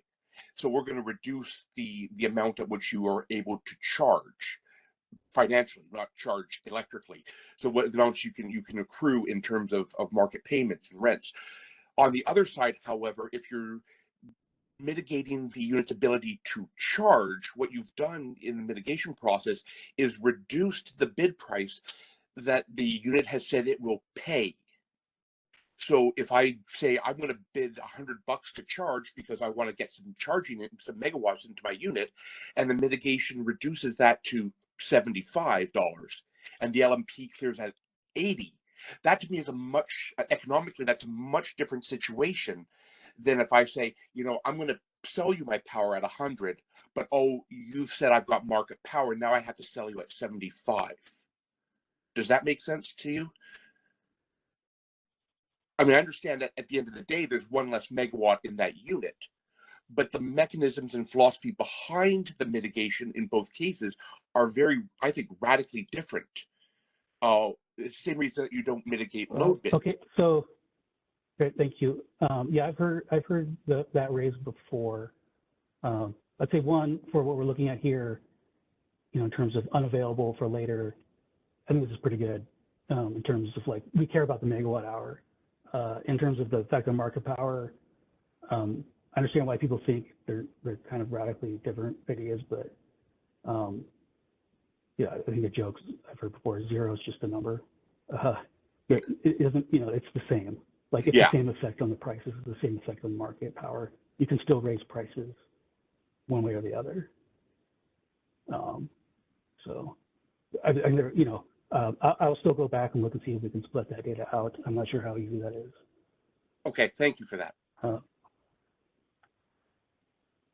Moving on to, all right, what we did for the sort of counterfactual analysis. So again, the whole point of the initiative is to get the information about the opportunity cost of discharging or not charging these batteries in the, you know, now, because we're going to lose out on when we need them later. We need to get those costs into the bids. That's kind of the crux of what this all initiative is about. So, you know, the actual bids currently don't have that incentive. So a lot of the bids in the blue section here, where their bids weren't changed or submitigation not changed, it's because their bids are below the DEB. And so what we're going to do is assume, well, no, in this other world, clearly they're going to want to bid higher, particularly in the hours leading up to it. So what we do in the analysis is we just assume that whatever their bids would be, they're higher than the mitigated bid. Again, the mitigated bid being the max of the DEB and the competitive LMP.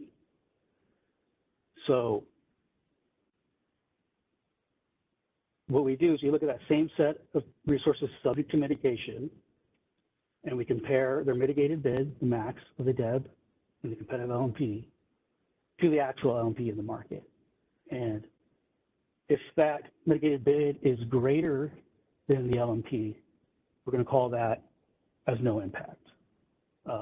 We're, of course, holding the LMPs constant. You know, we don't have a way of estimating counterfactual LMPs. If the mitigated bid is less than the unit's LMP, they were saying, well, they would have been bidding higher than all of that. They would have been bidding high, so that this would be assumed to have lowered their bid and lowered it below the LMP, causing them to have incremental dispatch. So that's what these other charts are. And this is, again, the same 9 days for 2023 for FMM. I think you can see, like, this yellow, which is pretty much equivalent to the red before, but it's different because we've changed how the calculation works. It's much bigger than the red here in the net peak hours. And then, of course, that blue's all gone because everybody had their bid changed. So this is all subject to mitigation here, but their bid was greater than LMP, so, you know, no impact. And then the yellow is the numbers we were concerned about. And in particular, because, you know, the opportunity costs fall once you're in the net low peak hours, because that's when you want to sell at the high price. We're kind of interested in the hours, particularly right before. So, you know, hours like 13 through, you know, 18. So you can see there's not nothing.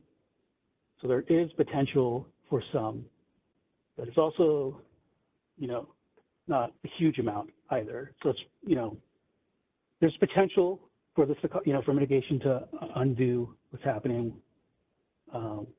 You know, the incentives we're trying to create if the storage debs are not updated. And that kind of holds through here when we look at the RTD data. Change. So we look at the RTD data, it's actually less, but it's still some. There's, you know, some at 18, but it's pretty small. The bigger impacts, of course, are in the low peaks when prices are higher, bids are higher. Sorry, you know, there's more congestion, I should say. And then we also did it for 9 days in, actually, I believe it's 8 days in 2024. We're not quite sure if that was all the days because we didn't have the same data source, so we tried to count from emails, but we're pretty sure we got most of them. So this is again FMM. You see it's smaller, kind of leading up to it. There's some big stuff here in hour 18 and 19. And then the RTD, this actually changes a lot unlike the other days in RTD. This is all driven by one day, July 24th.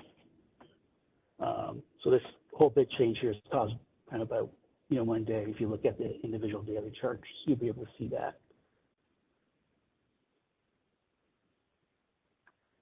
So, you know, for the default DEBs, you know, current storage DEB, it should be enhanced to reflect hourly, intraday opportunity cost in real time. But, you know, given the mitigation, we don't think we don't think it would cause significant reductions in the value of fixing the incentives to get people to bid higher in hours leading up to net load peak. So if we don't think the DED enhancements are absolutely required to implement the BCR proposal, like the ISO's initial proposal, we still think we should do it, but we don't think that's necessarily should be a holdup for it. And then the additional sort of ex post settlement that the embassy suggested to make sure that when they are mitigated, you don't cause them to lose money now that you got rid of the BCR. We think that has to be done. So that is, try to go through that quickly. We're a little over time. We have time for questions, Sergio. Sergio. Yeah, I don't see any hands up, but we, you know, do have time. This is the last part. So if there's any questions, please let us know, raise your hand, and we can address that.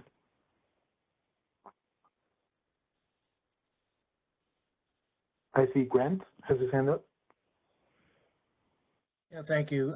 You know, just want to comment again that when we look at this, you know, subset that you have here, these are just the resources that are in the load center. So it may not seem like, you know, the potential is large system wide. And again, this was 23, not 24, but the potential's large for a subset of your resources, and you'll just need to keep that in mind. Yeah, we didn't break it out. Well, also not to do it by market participant, but we didn't break it out by area. But yeah, I would say that there are certain storage resources that are mitigated more often than others. So that, I think that is correct. Again, we still think that if they are mitigated and it causes them these losses, they should be paid for that.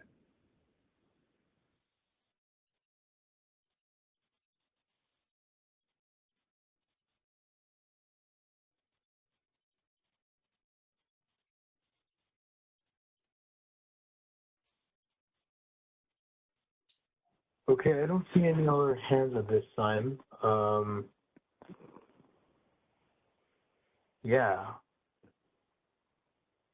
Is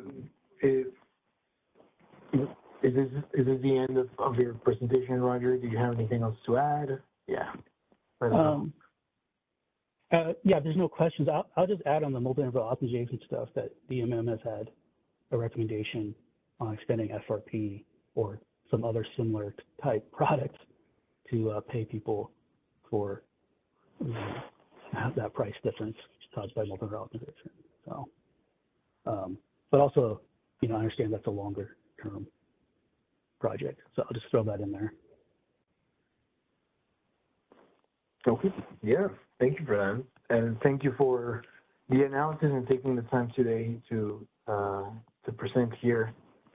Sorry it was a little bit later, but we really appreciate it. Thank you so much.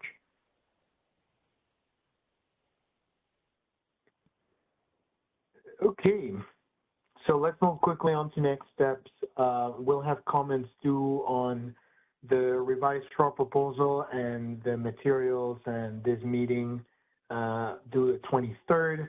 On the 30th, we'll have a draft final proposal. Then we'll have a meeting the 7th of October with comments due on that meeting and the draft final proposal on October 21st. Certainly, we have quite a bit of work still left here. If you have any questions, concerns, doubts, let us know, and we'll look forward to your feedback on your written comments. And with that, I'll pass it on to my colleague, Brenda.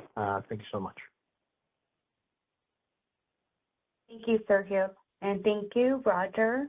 And thank you, Adam, for helping participate in presenting on your associated presentations.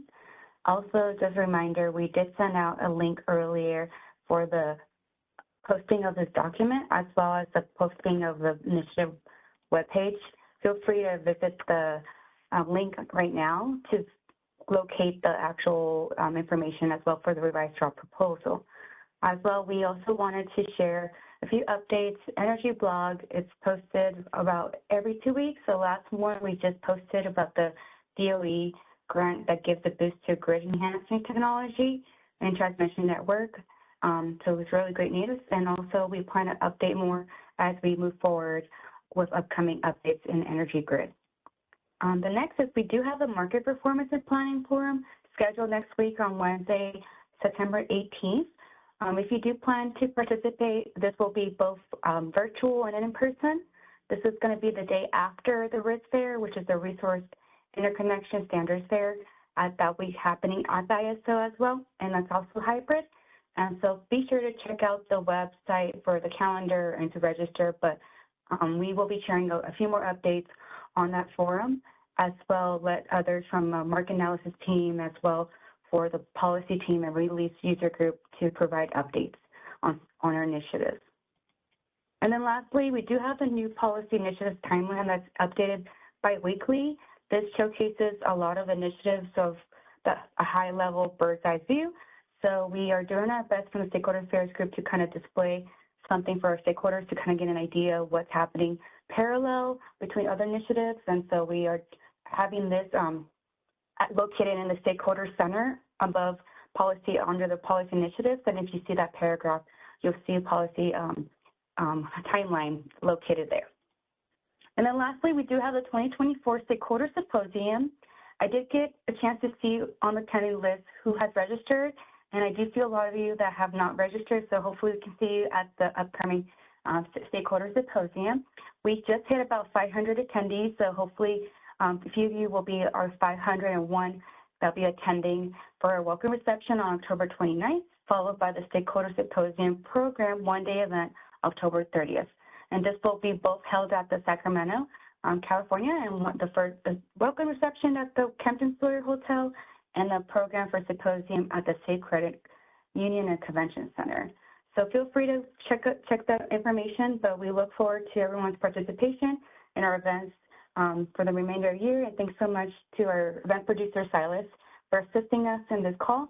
And this call is recorded and will be posted shortly this week, and providing any other updates as we move forward with our next steps presented by Sergio. And thanks so much, everyone. Have a great day. Passing back to Silas to end our call. Thank you to all of our speakers, and thank you all in the audience for joining us today. With that, our call is concluded, and you may now disconnect.